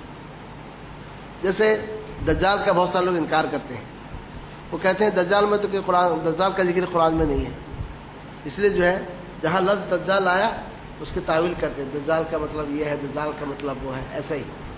تو جیسے قرآن مستقل ہے شریعت، ایسے حدیث بھی مستقل شریعت ہے۔ اس کی دلیل یہاں لکھا ہے، آپ صلی اللہ علیہ وسلم نے فرمایا کہ ایک وقت ایسا آئے گا جو پیٹ بھرا ہوا رہے گا، اپنے گاؤں تکیہ پر لیٹے گا، اور جب اس کے سامنے کوئی حدیث آئے گی تو کہے گا نہیں، ہماری اور تمہارے درمیان اللہ کی کتاب ہے، بس جو اللہ کی کتاب میں ہے ہم پیروی کریں گے، جبکہ مجھے کتاب بھی دی گئی ہے اور اس کے ساتھ کچھ جیسے ایک چیز بھی دی گئی ہے۔ تو اس کا مطلب آپ نے فرمایا کہ صرف قرآن کی اطاعت کافی نہیں ہے، قرآن کے ساتھ حدیث کی بھی اطاعت ضروری ہے، چاہے حدیث میں جو حکم ہے وہ قرآن میں ہو یا نہ ہو۔ حدیث میں جو احکام ہے وہ تین طریقے سے ہے، یاد رکھ لیں۔ احادیث کتنے طریقے کے ہیں؟ تین طریقے ہیں۔ کچھ حکم ایسے ہیں جو قرآن میں ہیں، مثلا قرآن میں ہے نماز پڑھو، حدیث میں بھی ہے نماز پڑھو، دونوں حکم سیم ہے، ایک ہی جیسے ہے۔ تو گویا حدیث قرآن کی تاکید کرتی ہے، ٹھیک ہے، حدیث قرآن کی کیا کر رہی ہے؟ تاکید کرتی ہے، اس معنی میں زور پیدا ہوا۔ دوسری قسم کی حدیث کیا ہے؟ قرآن میں ہے نماز پڑھو، مگر حدیث میں نماز کا طریقہ بتلایا گیا ہے۔ وَأَنزَلْنَا إِلَيْكَ الذِّكْرَ لِتُبَيِّنَ لِلنَّاسِ مَا نُزِّلَ إِلَيْهِمْ، ہم نے آپ پر قرآن کو جو نازل کیا اس لیے تاکہ آپ لوگوں کو بیان کریں اس بات کو جو ان کے جانب نازل کی گئی ہے، سمجھ گئے؟ تو حدیث کی دو قسم ہوئی، پہلی قسم قرآن کے حکم کی تاکید، دوسری قسم کیا ہے؟ قرآن میں جو حکم ہے اس کو کیا کرنا ہے؟ تشریح، اس کا ایکسپلین کرنا اور اس کی تفصیل بیان کرنا۔ تیسری قسم کی حدیث وہ ہے کہ جو مستقل ہے، قرآن میں اس قسم کا حکم نہیں آیا ہے، تو وہ بھی ویسے ہی ہے جیسا کہ دو قسمیں ہیں، جیسا کہ کسی عورت کو اور اس کی خالہ کو، یا کسی عورت کو یا اس کے پھوپھو کو ایک ساتھ نکاح میں رکھ نہیں سکتے، یہ ذکر قرآن میں نہیں ہے، یہ ذکر کس میں ہے؟ حدیث میں ہے۔ اب کوئی کہ قرآن میں تو نہیں ہے، میں جو ہے کسی کو شادی کا اس کو پھوپھو کو بھی کر سکتا ہوں، نہیں کر سکتا۔ اور ایسے ہی جو ہے پرندوں میں سے جو درندوں میں سے جو ہے جو کونچلی والے ہیں یا پرندے میں سے جو ناخن والے ہیں ان کے بارے میں جو حدیث میں ذکر ہے اور قرآن میں ذکر نہیں ہے۔ اور اس طریقے سے گدھے کا گوشت جو حرام ہے اس کا ذکر کس میں ہے؟ حدیث میں ہے، قرآن میں نہیں ہے۔ تو اس کا مطلب یہ ہوا کہ بہت سارے احکام ایسے ہیں جو حدیث میں ہے، قرآن میں نہیں ہے، تو لہذا ان کی بھی وہی حیثیت ہے جو قرآن کی حیثیت ہے۔ تو یاد رکھ لیں حدیث کی تین قسمیں ہیں، کچھ حدیثیں ایسی ہیں جو قرآن کی تاکید کرتے ہیں، کچھ حدیثیں ایسے ہیں جو قرآن کی تفسیر کرتے ہیں، اور کچھ حدیثیں ایسی ہیں کہ جن کا ذکر قرآن میں نہیں ہے، وہ اپنی جگہ مستقل شریعت کی حیثیت رکھتے ہیں۔ آج جو مختلف فرقے بن رہے ہیں اس کی وجہ یہ ہے کہ وہ حدیث سے دور ہو جا رہے ہیں۔ مختلف فرقے جو بن رہے ہیں تو اس کی وجہ یہ ہے کہ وہ حدیث سے کیا ہوتے ہیں، دور ہوتے ہوئے جا رہے ہیں. تو اسی لیے امیر المومنین عمر بن خطاب رضی اللہ تعالیٰ عنہ نے فرمایا کہ لوگ تمہارے پاس قرآن کے شبہات کو لے کر آئیں گے. لوگ تمہارے پاس قرآن کے شبہات کو لے کر آئیں گے. قرآن میں تو نماز کا ذکر ہے، یہ تو نہیں ہے 5 وقت، یہ تو نہیں ہے کہ 4 رکعت یا 3 رکعت، بس جیسا چاہے پڑھ لیے کافی ہے. لوگ تمہارے پاس قرآن کے شبہات کو لے کر آئیں گے تو تم ان پر سنت کے تیر چلاؤ. مطلب کیا ہے؟ تم ان پر سنت کی حدیث پیش کرو. تو اس کا مطلب یہ ہے کہ احادیث کو چھوڑنے سے لوگ شبہات میں پڑتے ہیں. جتنے بھی فرقے بن رہے ہیں آپ غور کر کے دیکھیں، ان فرقوں کے بننے کی وجہ یہ ہے کہ یہ وہ فرقے ہیں جو احادیث سے دور ہو گئے. تو حدیث سے دوری کی وجہ سے کیا ہے، یہ مختلف فرقے بنتے جا رہے ہیں. اسی لیے آپ دیکھیں گے باطل فرقوں کی علامت یہ ہے، حدیث کے نام کے ساتھ ہی چٹ پیدا ہوتی ہے. ان کے سامنے سے حدیث کہہ دیجیے پھر ان کے چہرے کو دیکھیے تو کس انداز سے چہرہ جو ہے بگڑ جاتا ہے. لفظ حدیث سننا ہی نہیں چاہتے. یہ اس لیے کہ حدیث کی موجودگی میں ان کا کاروبار جو ہے چل نہیں سکتا ہے. تو یہاں تک جو ہے ہم رک کر پھر پوچھتے ہیں، کوئی سوال اگر ہو تو سوال کیجیے، پھر اس پر ہم آگے بڑھیں گے.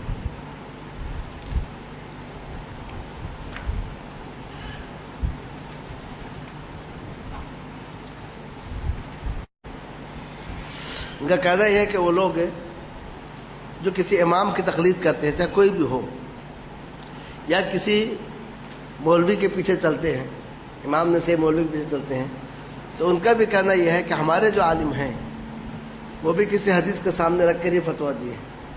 یہی کہتے ہیں نا. بات کہنے کے حد تک تو ٹھیک ہے، تو ان سے یہی کہا جائے کہ حدیث تو بیان کرو، حدیث ہے کیا. یہاں تک بات صحیح ہے کہ ہمارے جو امام ہیں یا کہ ہمارے جو عالم ہیں یا ہمارے جو مولانا ہیں انہوں نے بھی کسی حدیث کو سامنے رکھ کر ہی کہا ہے.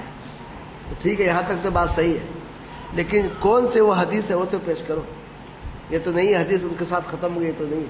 اللہ نے دین کی حفاظت کی ذمہ داری لی ہے، تو اس کا مطلب کیا ہے، قیامت تک دین کو باقی رہنا ہے. اگر کوئی حدیث غائب بھی ہو جائے تو اس کا مطلب اس کا تعلق دین سے ہی نہیں ہے. یہ تو نہیں ہو سکتا ہے کہ وہ حدیث اس امام کے ساتھ غائب ہو جائے، تو نہیں ہو سکتے.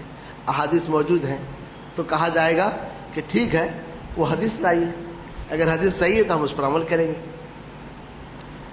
ممکن ہے جس حدیث سے وہ استدلال کے وہ ضعیف ہو، یا کہ ممکن ہے اس حدیث کے بارے میں ان کو اطمینان نہ ہو، یہ ساری بات ممکن ہے. تو لہذا پہلے کہا جائے گا کہ ٹھیک ہے جو حدیث آپ کہہ رہے ہیں تو حدیث تو لا کر پیش کریں. کیونکہ کہنے پر نہیں ہے، جتنے لوگ ہیں سارے یہی کہتے ہیں ہمارا عمل قرآن اور حدیث کے مطابق ہے. سب یہی کہتے ہیں، کوئی یہ نہیں کہتا ہمارا عمل قرآن حدیث کے خلاف ہے. سب یہی کہتے ہیں ہمارا عمل قرآن و حدیث کے مطابق ہے. جو قرآن حدیث کو چھوڑ دیے وہ گمراہ ہے. سب یہی کہتے ہیں. صرف کہنا کافی نہیں ہے، بلکہ یہ پوچھا جائے گا جو آپ نے کہی ہے اس کے لیے کیا کیجیے، کوئی دلیل آپ پیش کریں. دلیل جب تک آپ پیش نہیں.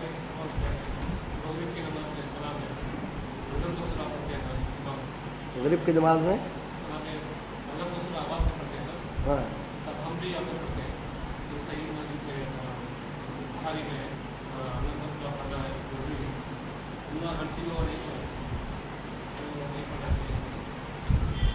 کیا بولتے ہیں؟ ہاں یہیں پر یہ ہے کہ دیکھیے جہری نماز میں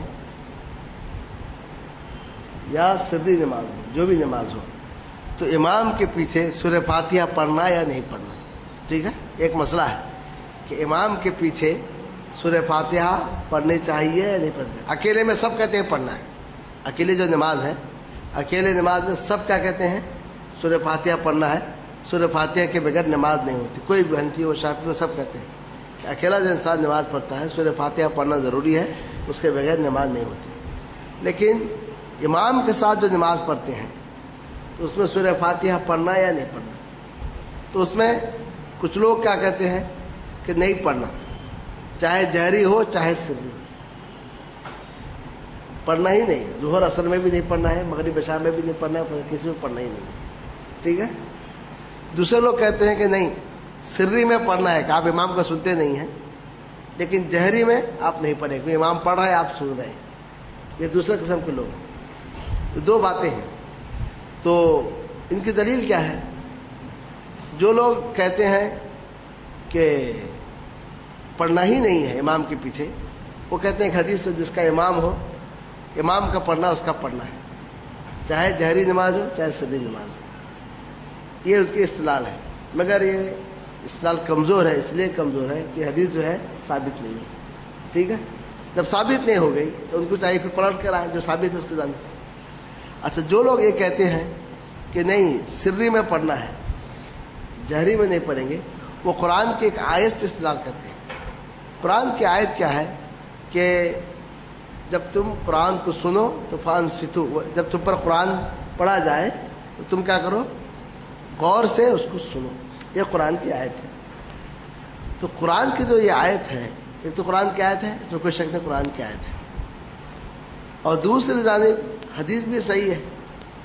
وہ کیا ہے حدیث صحیح کیا ہے کہ آپ صلی اللہ علیہ وسلم کے پیچھے صحابہ نماز پڑھے، صبح کی نماز تھی غالباً، تو آپ نے سلام پھرنے کے بعد کہا تم کیا میرے پیچھے پڑھو؟ کہاں پڑھتے ہیں؟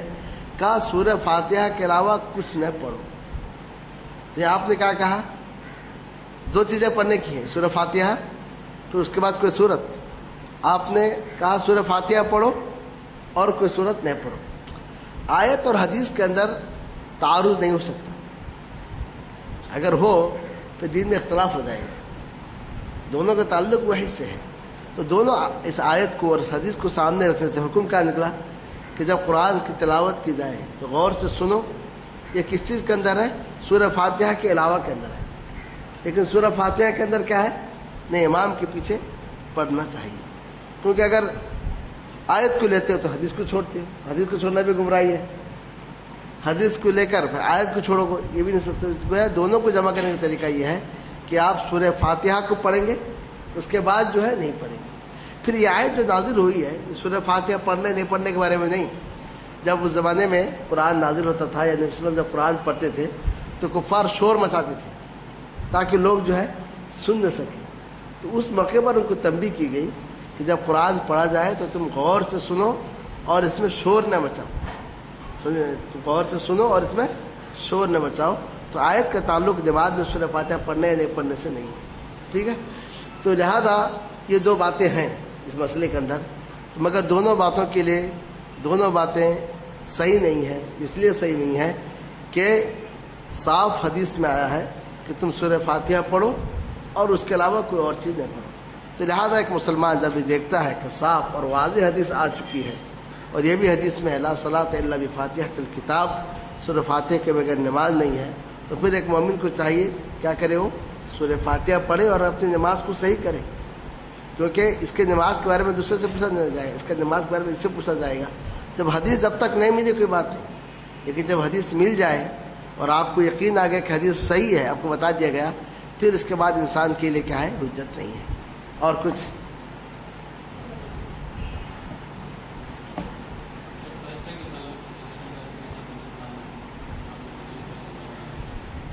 زور سے بولے۔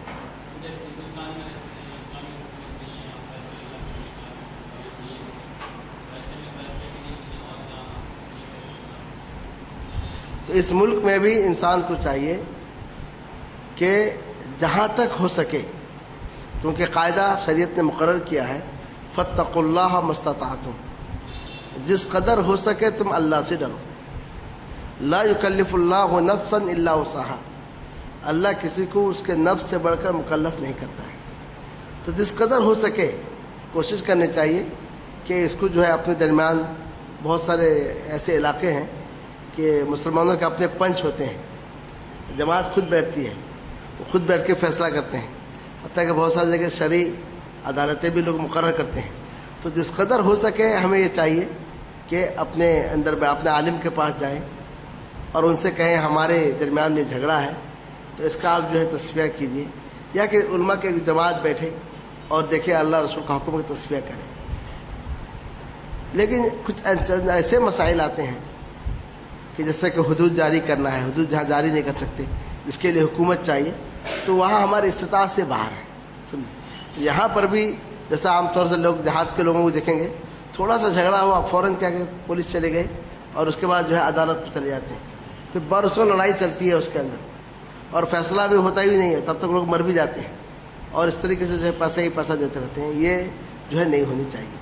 تو اس ملک میں بھی ہمیں یہ منع نہیں کیا گیا ہے کہ تم اپنا فیصلہ خود سے کرو، اس سے منع نہیں کیا گیا ہے۔ تو ہم کو بھی چاہیے آپس میں جو جھگڑے ہیں، تنازع ہے، تو بجائے کہ ہم عدالت کا رخ کریں، ہم کو چاہیے خود بیٹھ کر یہ دیکھیں کہ قرآن اور حدیث کا فیصلہ کیا، اس کو ہم مانیں۔ لیکن جو چیز طاقت سے باہر ہو، اس کا کوئی حل نہ ہو، تو پھر اللہ معاف کرنے والا ہے۔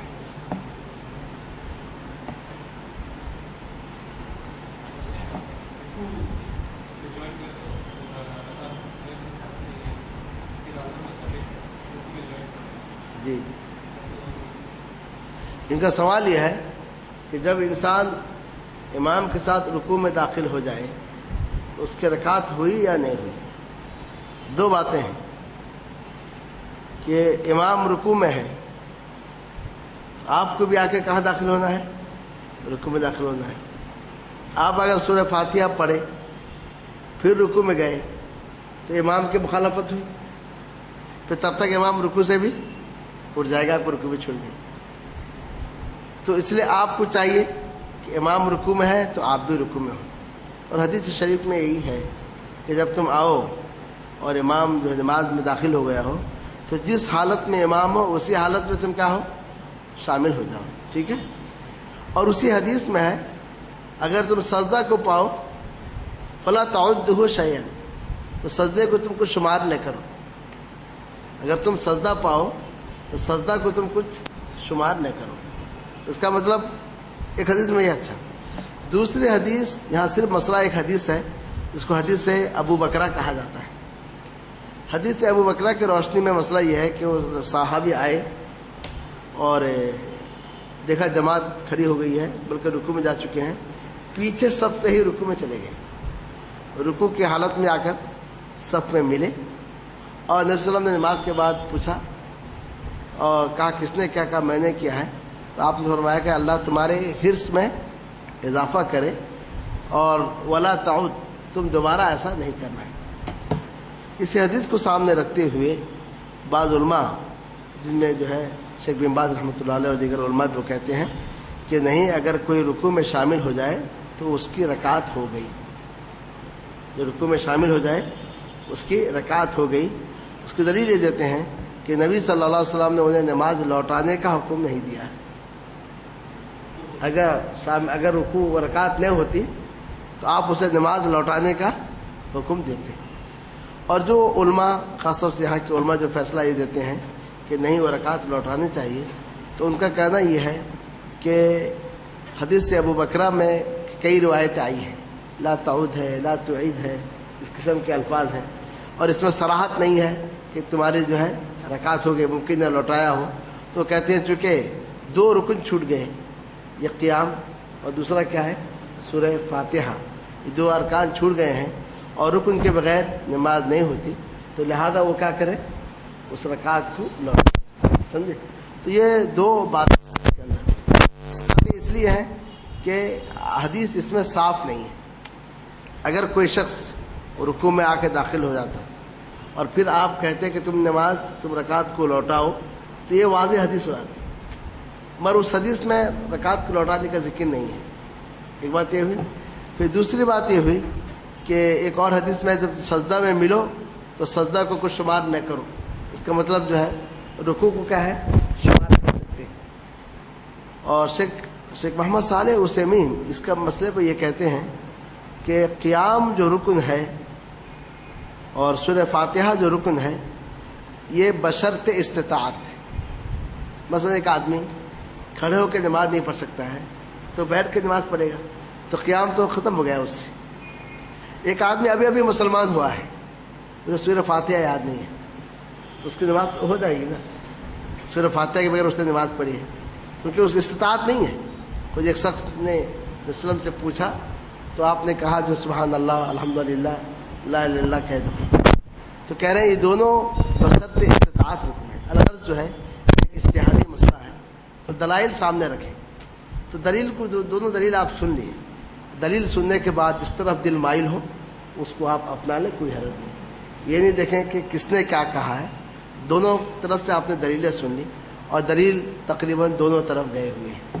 تو اس لیے اگر آپ یہ سوچتے ہیں کہ ابو بکر کی حدیث میں واضح نہیں ہے کہ نماز لوٹایا یا کہ نہیں لوٹایا، واضح نہیں ہے، اور اس کے دونوں ارکان چھوٹ چکے ہیں، نماز،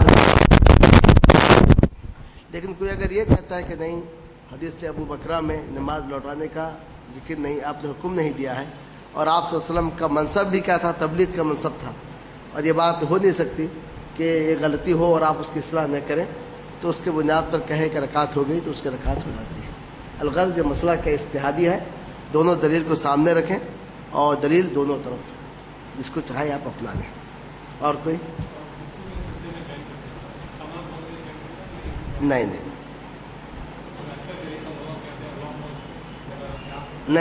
یہ کہہ رہے ہیں جیسے کوئی رکوع میں ملا یا کوئی سجدے میں ملا، ہاتھ باندھ کر ثنا پڑھ کر پھر جائے گا یا نہیں جائے گا؟ ثنا کا حکم کیا ہے؟ یہ سنت ہے، یہ کیا ہے؟ نہ نماز کے ارکان میں ہے نہ نماز کے واجبات میں ہے، ایسے چھوٹ بھی جائے تو نماز سنن میں داخل ہے، تو اس لیے جو ہے، اور پھر یہ بھی حدیث کے مخالف ہے کہ امام سجدہ میں اور آپ ہاتھ باندھ کے ثنا پڑھ رہے ہیں۔ نماز میں جانے کے لیے اللہ اکبر کہنا ہے، تحریم ہوا تکبیر، اللہ اکبر کہہ کر جس حالت میں امام ہے اسی حالت میں آپ داخل ہو گئے۔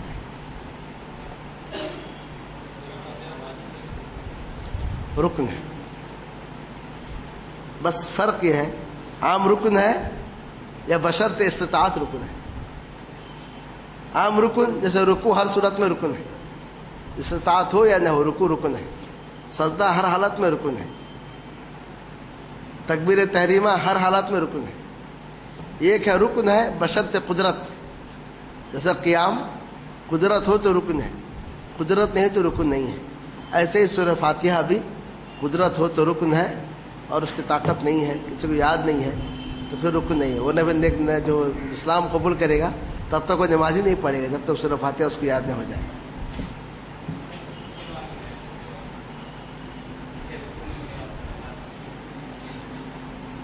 یہ حدیث صحیح نہیں ہے، وہ حدیث اگر صحیح ہو جاتی تو مسئلہ ہی حل ہو جاتا، وہ حدیث اگر صحیح ہو جاتی تو نص ہے، مسئلہ ختم ہو جاتا، وہ حدیث جو ہے صحیح نہیں ہے۔ چلیں آگے بڑھیں ہم لوگ۔ کتنے دلیلیں پڑھے تھے ہم لوگ؟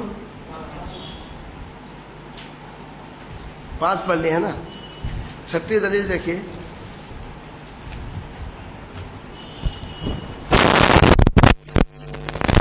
قل ان ضللت فانما اضل على نفسي وان اهتديت فبما الي ربي سميع قریب۔ آپ کہہ دیجئے اگر میں گمراہ ہوا تو یہ صفحہ نمبر جو ہے 50 پر 3 ہے،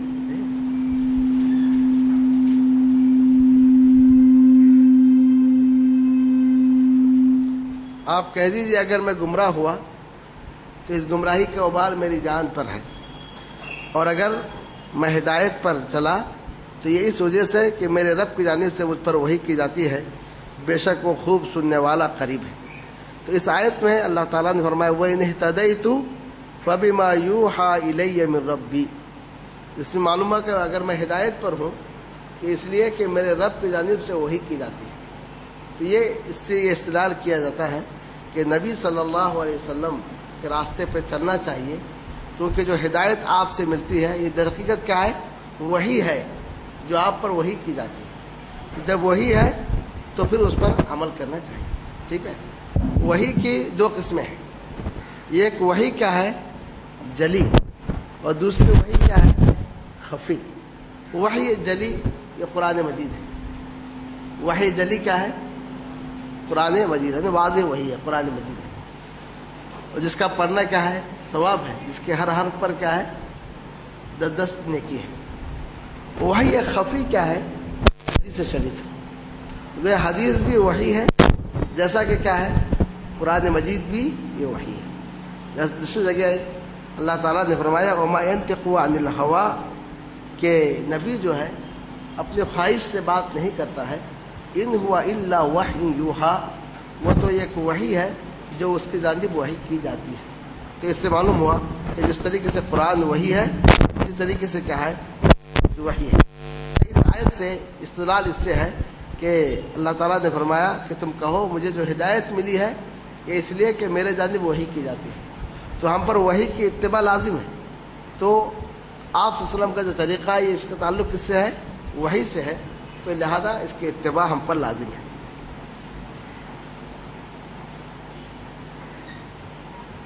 یا مؤلف کی عبارت سنیے، کہتے ہیں فَأَيُّ ضَلَالٍ أَعْظَمُ مِنْ ضَلَالِ مَنْ يَزْعَمُ أَنَّ الْهِدَايَةَ لَا تَحْصُلُ بِالْوَحْيِ ثُمَّ يُحِيلُ فِيهَا عَلَى عَقْلِ فُلَانٍ وَرَأْيِ فُلَانٍ۔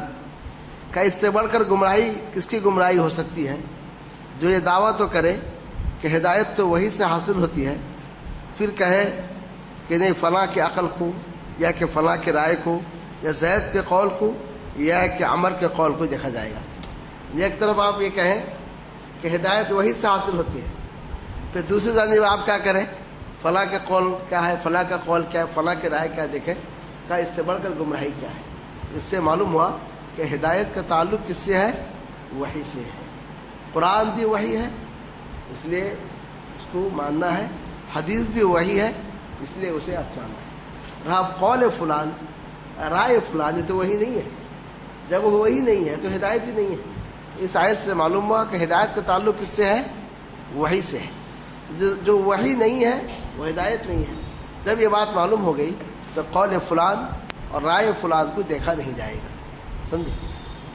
اللہ عز و جل نے اس کا فیصلہ بہت ہی پہلے کر دیا کہ ہدایت کیا ہے اور گمراہی کیا ہے۔ اس کا اندازہ آپ اس سے لگا سکتے ہیں کہ جب اللہ تعالیٰ نے آدم علیہ السلام کو نازل کیا، نازل کرتے ہوئے کئی باتوں کا حکم دیا۔ ایک تو یہ ہے کہ تم زمین میں اترو، تمہیں کے بعض کے دشمن ہوں گے۔ پہلے ہی بتا دیا کہ زمین میں تمہیں کے بعض کے دشمن ہوں گے، یعنی خود انسان آپس میں، یا انسان اور شیاطین آپس میں دشمن ہوں گے۔ پھر یہ بھی کہا کہ زمین میں ایک مدت کے لیے رہنا ہے تم، پھر جو ہے وہاں سے پلٹ کر آنا ہے۔ اور ساتھ میں یہ بھی کہا فَإِمَّا يَأْتِيَنَّكُم مِّنِّي هُدًى، اگر آئے تمہارے پاس میری جانب سے ہدایت، جس نے اس کی پیروی کرے اس پر نہ کوئی خوف ہے نہ وہ غمزدہ ہے۔ تو اس میں کہا میری جانب سے ہدایت، اس کا مطلب کیا ہے؟ ہدایت وہی ہے تو کس کی جانب سے ہے؟ اللہ عز و جل کی جانب سے ہے۔ ہدایت وہی ہے جس کا تعلق وحی سے ہو، جس کا تعلق وحی سے نہیں ہے تو وہ کیا ہے؟ ہدایت نہیں ہے۔ اگر اس کو معیار مان لے، کوئی سمجھ لے اس بات کو کہ ہدایت وہی ہے جو وحی ہے، جو وحی نہیں وہ ہدایت نہیں، تو انسان گمراہی سے بچ جائے گا۔ جتنے خیالات، جتنے افکار، جتنے اچھے انداز سے لوگ کیوں نہیں پیش کریں، آپ صرف یہ پوچھیے کہ وحی ہے یا نہیں وحی۔ اگر وحی نہیں ہے تو اس کا مطلب کیا؟ وہ ہدایت ہی نہیں ہے، ختم ہو گیا بس۔ تو چاہے اس کا نام جو بھی وہ رکھے، چاہے وہ کتنے عظیم انسان کی بات ہی کیوں نہ ہو، قول کیوں نہ ہو، اس کا کوئی اعتبار نہیں۔ تو یہاں اللہ تعالیٰ نے فرمایا وَإِنِ اهْتَدَيْتُ فَبِمَا يُوحَىٰ إِلَيَّ رَبِّي، مجھے جو ہدایت ملی ہے اس لیے کہ میرے رب کی جانب سے، یا میرے رب نے اس پر اس کی جو ہے وحی کی ہے۔ تو لہذا ہدایت وہی ہے جو وحی ہو۔ تو اسی لیے مؤلف رحمۃ اللہ علیہ نے فرمایا کہ تعجب ہے، ایک طرف انسان یہ کہے ہدایت تو وہی ہے جو اس کا تعلق وحی سے ہو، پھر کہے قول فلان کیا ہے اور رائے فلان کیا ہے۔ اس کے بعد کی آیت دیکھیے، آیت نمبر 54، الف لام میم صاد کتاب انزل الیک فلا یکن فی صدرک حرج منہ لتنذر به وذکری للمؤمنین اتبعوا ما انزل الیکم من ربکم ولا تتبعوا من دونه اولیاء قلیلا ما تذکرون۔ الف لام میم صاد یہ حروف مقطعات ہیں، ان کے کوئی معنی نہیں ہے۔ یہ کتاب ہے جس سے آپ کی جانب نازل کی گئی ہے، بس آپ کے سینے میں اس کی طرف سے کوئی حرج نہ ہو، تاکہ آپ اس کے ذریعے ڈرائیں، اور یہ کتاب مومنوں کے لیے نصیحت ہے۔ پیروی کرو ان باتوں کی جو جسے نازل کیا گیا تمہاری طرف تمہارے رب کی جانب سے، اور اسے چھوڑ کر اور دوستوں کے پیچھے پیچھے نہ چلو، بہت کم تم نصیحت حاصل کرتے ہو۔ یہاں پر کہا کہ پیروی کس چیز کی کرنی ہے؟ جسے نازل کیا گیا تم پر تمہارے رب کی جانب سے۔ تو اس کا مطلب یہ ہے جو چیز نازل کی گئی ہے وہ یا تو قرآن ہے یا پھر وہ حدیث ہے. جیسا کہ نبی کریم صلی اللہ علیہ وسلم نے فرمایا الا انی اوتیت الکتاب ومثلہ معہ، سن لو مجھے کتاب دی گئی ہے اور کتاب کے ساتھ اس جیسے ایک چیز دی گئی ہے. تو اس کا مطلب یہ ہے کہ جیسے کتاب وحی ہے ویسے حدیث بھی کیا ہے، ایک وہ بھی وحی ہے. تو وہ قرآن نے یہاں صاف اور واضح انداز سے کہا کہ پیچھے چلو ان باتوں کے جنہیں نازل کیا گیا ہے تم پر تمہارے رب کی جانب سے بس، اور اس کے سوا اور دوستوں کے پیچھے پیچھے نہ چلو. تو لہذا اس سے بھی یہ معلوم ہوا کہ قرآن اور حدیث کی اتباع یہ لازم اور فرض ہے، اور اس کے علاوہ کسی اور کی جانب دیکھنی نہیں چاہیے. اور اس میں آخری آیت پڑھی، وہ یہ آخری آیت جو ہے صفحہ نمبر 55 پہ دیکھیے، وَيَوْمَ يَعُضُّ الظَّالِمُ عَلَى يَدَيْهِ، یاد کرو اس دن کو جب کہ ظالم اپنے ہاتھوں کو کاٹے گا، یعنی انگلی میں جو ہاتھ کاٹے، یہ افسوس کی علامت ہے کہ اپنے انگلیوں کو جو ہے کاٹے گا اور کہے گا یا لیتنی اتخذت مع الرسول سبیلا، اے کاش کہ میں رسول کے ساتھ راستہ بناتا، یعنی رسول کا راستہ اختیار کرتا. یا ویلتا، اے میری خرابی، لیتنی لم اتخذ فلانا خلیلا، کاش کہ میں فلاں کو دوست نہ بناتا.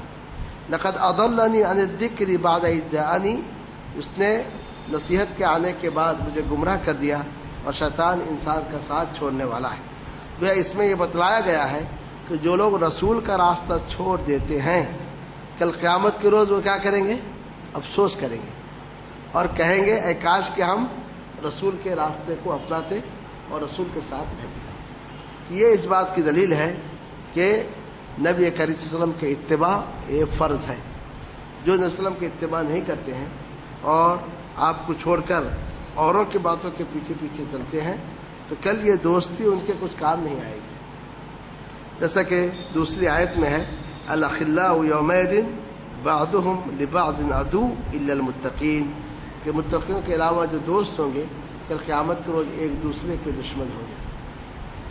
تو یہ آیت کہ کاش کہ میں فلاں کو دوست نہ بناتا، کاش کہ میں رسول کے راستے پہ چلتا، اے میرے خرابی میں نے فلاں کو دوست بنایا، یہ اس بات کی دلیل ہے کہ نبی کریم صلی اللہ علیہ وسلم کی اتباع لازم ہے اور فرض ہے.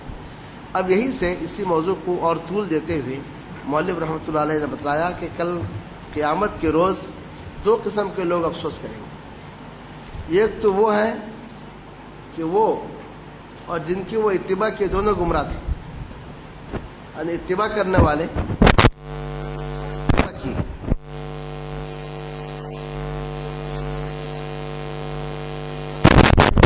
اللہ تعالیٰ نے فرمایا یوم تقلب وجوہہم فی النار، یاد کرو اس دن کو جبکہ ان کے چہروں کو جہنم میں پلٹایا جائے گا. وہ کہیں گے یا لیتنا اطعنا اللہ واطعنا الرسول، اے کاش کہ ہم اللہ کے اطاعت کرتے اور رسول کے اطاعت کرتے.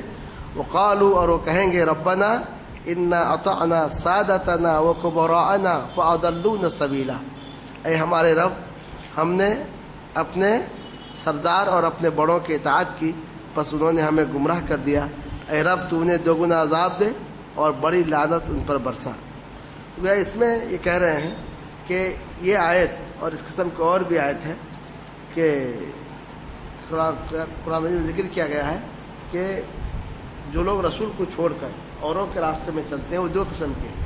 ایک تو چلنے والے اور جن کے پیچھے چلے دونوں برابر ہیں، دونوں کے دونوں گمراہ ہیں، تو کل دونوں کو عذاب میں ڈالا جائے گا. ٹھیک ہے، اور یہ کہیں گے کہ ہم نے ان کی بات مانی، انہیں دوگنا عذاب دے. تو اللہ عز و جل کہیں گے لکل ضعف، کہ تمہارے لیے بھی ہے ان کے لیے بھی، دونوں کے لیے عذاب ہے. دوسرا قسم کے لوگ وہ ہیں کہ جن کے پیچھے وہ چلے انہوں نے انہیں اس بات کا حکم نہیں دیا تھا. ایسے بھی لوگ ہیں کہ کہتے ہیں فلاں ہمارے امام ہیں، ان کی بات کو مان کر حدیث کو چھوڑتے ہیں، جبکہ اس امام نے حکم نہیں دیا ہے کہ تم کیا کرو، میری بات مان کر حدیث کو چھوڑو، اس کا تو حکم نہیں دیا ہے. تو اس قسم کا حال یہ ہوگا.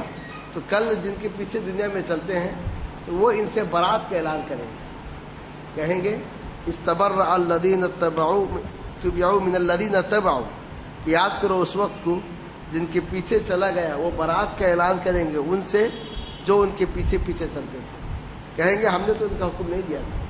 تو گویا دو قسم کے لوگ ہیں.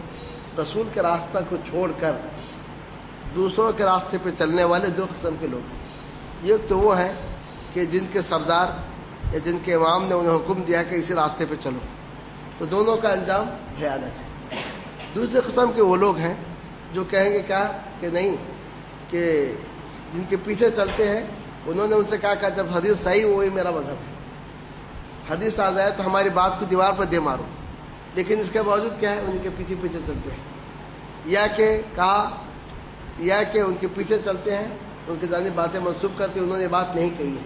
جیسا کہ نصارہ ہے تو عیسیٰ علیہ السلام کی عبادت کرتے ہیں اور انہوں نے اس کا حکم نہیں دیا ہے, تو کل ان کا حال یہ ہے کہ وہ برات کا اعلان کریں گے کہ میرا ان سے کوئی تعلق نہیں ہے, میں نے اس کا انہیں کوئی حکم نہیں دیا ہے. تو اس طریقے سے معلوم ہوا کہ پیچھے پیچھے چلنے والوں کے جو ہے کل بہت ہی برا حال ہوگا. لیکن اس کے مقابلے میں ایسے لوگ جو پیچھے چلتے ہیں جس کے جیسا کہ نبی صلی اللہ علیہ وسلم کے پیچھے یا کہ صحابہ کے راستے پہ جو چلتے ہیں, تو کل جو ہے وہ لوگ جو ہے سعادت مند قسم کے لوگوں میں ہوں. تو ان باتوں کو ذکر کرنے کے بعد آخر میں مولوی رحمۃ اللہ علیہ نے کہا کہ یہ وہ باتیں ہیں جو قرآن مجید میں غور کرنے سے معلوم ہوتی ہیں کہ انسان جس قدر قرآن مجید میں غور کرے گا اس قدر جو ہے جواہر اور جو اس قدر معانی اس پر واضح ہوگی. ایک مثال کے طور پر جو ہے ابراہیم علیہ السلام کا واقعہ ذکر کیا ہے اور کہا دیکھو ایک ہی آیت میں کتنے مسائل مستنبط ہوتے ہیں. وہ آیت یہ ہے کہ ایک مرتبہ جو فرشتے آئے انسانی شکل میں ابراہیم علیہ السلام کے پاس, تو ابراہیم علیہ السلام نے جو ہے ان کے فوراً جا کر جو ہے ذبح کیے اور ان کے سامنے کھانا پیش کیے, اور اپنے ہاتھ کو وہ لوگ کھینچے کھانے سے. ابراہیم علیہ السلام نے کہا یہ کیا بات ہے, اس کا آپ نے یہ سمجھا کہ ایسا تو نہیں فرشتے ہوں. اور پھر اسی کے ساتھ کیا ہوا, انہوں نے جو ہے بشارت دی کہ اسحاق کی بشارت دی. تو آپ کی بیوی آئیں اور جو ہے اپنے اس کو گال کو پیٹتے ہوئے, میں تو بوڑھی ہوں بانجھ ہوں, مجھے کیا اس کے بشارت دے رہے ہو. تو اس کو ان آیات کو ذکر کرتے ہوئے کہتے ہیں کہ بظاہر کوئی آدمی پڑھے گا تو کہے گا یہ قصہ ہے, لیکن جب اس میں کوئی انسان غور کرے گا تو اس کو بہت سارے باتیں معلوم ہوں گی. مثلا دیکھیے حل عطا کا حدیث ضیف ابراہیم المکرمین, اس آیت پہ غور کریں. کیا آئی تمہارے پاس ابراہیم کے بزرگ مہمانوں کی بات, اس آیت پہ غور کریں, اس لفظ پر. کیا آئی تمہارے پاس ابراہیم کے بزرگ مہمانوں کی بات, یا کہ ابراہیم کے بزرگ مہمانوں کا قصہ کیا تمہارے پاس آیا. 75 ہے, 75 نمبر صفحہ پہ دیکھیے. کہہ رہے ہیں اس آیت پہ آپ غور کریں, اس میں کتنے معنی ہیں. حل اتاک, کیا آیا تمہارے پاس. تو گویا جو سوال سے جو شروع کیے ہیں, تو گویا کسی واقعے کی اہمیت بتلانا ہے تو انسان کیا کرتا ہے, پہلے اس کو سوال کے انداز سے پیش کرتا ہے. تو سننے والا غور سنتا ہے, کیا تم نے سنا, تو لوگ کیا بات ہے بھائی, پھر آپ بتلائے کہ واقعہ یہ ہے. اور پھر اس میں ایک دوسری بات بھی ہے, وہ یہ ہے کہ نبی صلی اللہ علیہ وسلم جو کچھ بتلاتے ہیں وہ اپنی جانب سے نہیں, بلکہ کس کی جانب سے, وہی سے بتلاتے ہیں. حل عطا کا تو مطلب کہ آئی تمہارے پاس ابراہیم کے مہمانوں کی بات, تو گیا اس کے اندر یہ مقصود ہے کہ آپ اپنے طور سے نہیں بتلاتے ہیں, جو کچھ آپ بتلاتے ہیں کس سے, وہی کے ذریعے سے بتلاتے ہیں. پھر یہ ہے ابراہیم کے بزرگ مہمان. ابراہیم کے بزرگ مہمان, تو بزرگ کی دو حیثیت ہے.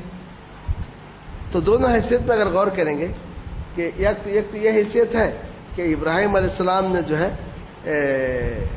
ان کی عزت کی, تکریم کیا, اس لیے ابراہیم علیہ السلام کے پاس یہ بزرگ تھے. اس سے معلوم ہوا کہ مہمان میزبان کے پاس بزرگ ہو, اس سے بھی اپنے مہمانوں کے ساتھ جو ہے اچھا سلوک کیا.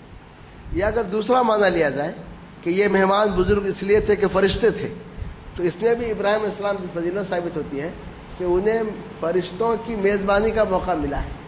تو گیا تو اس سے ان کی اہمیت کا اندازہ لگا سکتے ہیں کہ ان کے مہمان جب ایسے ہیں تو ان کا کیا مقام ہوگا. تو کہہ رہے اس طریقے سے ان آیات پر غور کریں گے تو بے شمار مسائل جو ہے سمجھ میں آئیں گے.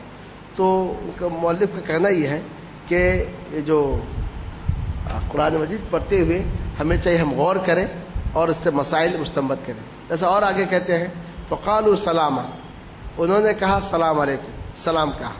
تو ابراہیم السلام نے کہا قال سلام، تو فرشتوں نے سلامن کہا اور انہوں نے سلامن کہا. تو کہہ رہے سلامن میں زیادہ معنی ہے سلامن سے. عربی کے لحاظ سے کہتے ہیں سلامن جب کہیں گے تو اس کا مطلب یہ ہے کہ اس کا فعل محذوف ہے کہ سلمت علیکم سلامن، میں نے تم پر سلام کیا. لیکن جب سلامن کہیں گے جو جملہ اسمیہ ہے تو گویا اس کا مطلب یہ ہے کہ اس کا خبر محذوف ہے، یعنی سلامن دائمن، سلامن ثابتن، کہ ہمیشہ کی سلام. تو اس سے بھی ابراہیم السلام کی فضیلت ثابت ہوتی ہے کہ سلام کے جواب میں انہوں نے اور زیادہ جواب دیا. کوئی اگر السلام علیکم کہے، آپ وعلیکم السلام کہیں تو آپ نے برابر جواب دیا.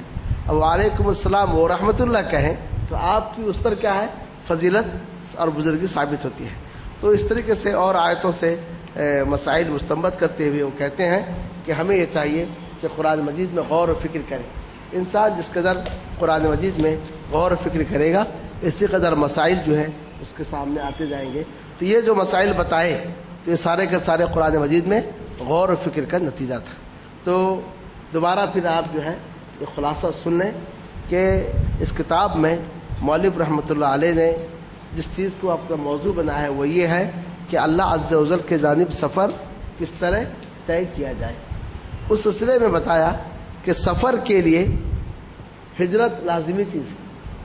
جب آپ سفر کریں گے ایک جگہ سے ایک جگہ کی جانب آپ جائیں گے تو اللہ عز و جل کے جانب سفر کرنے کے لیے ضروری کیا ہے؟ ہجرت ہے. تو ہجرت کیسے؟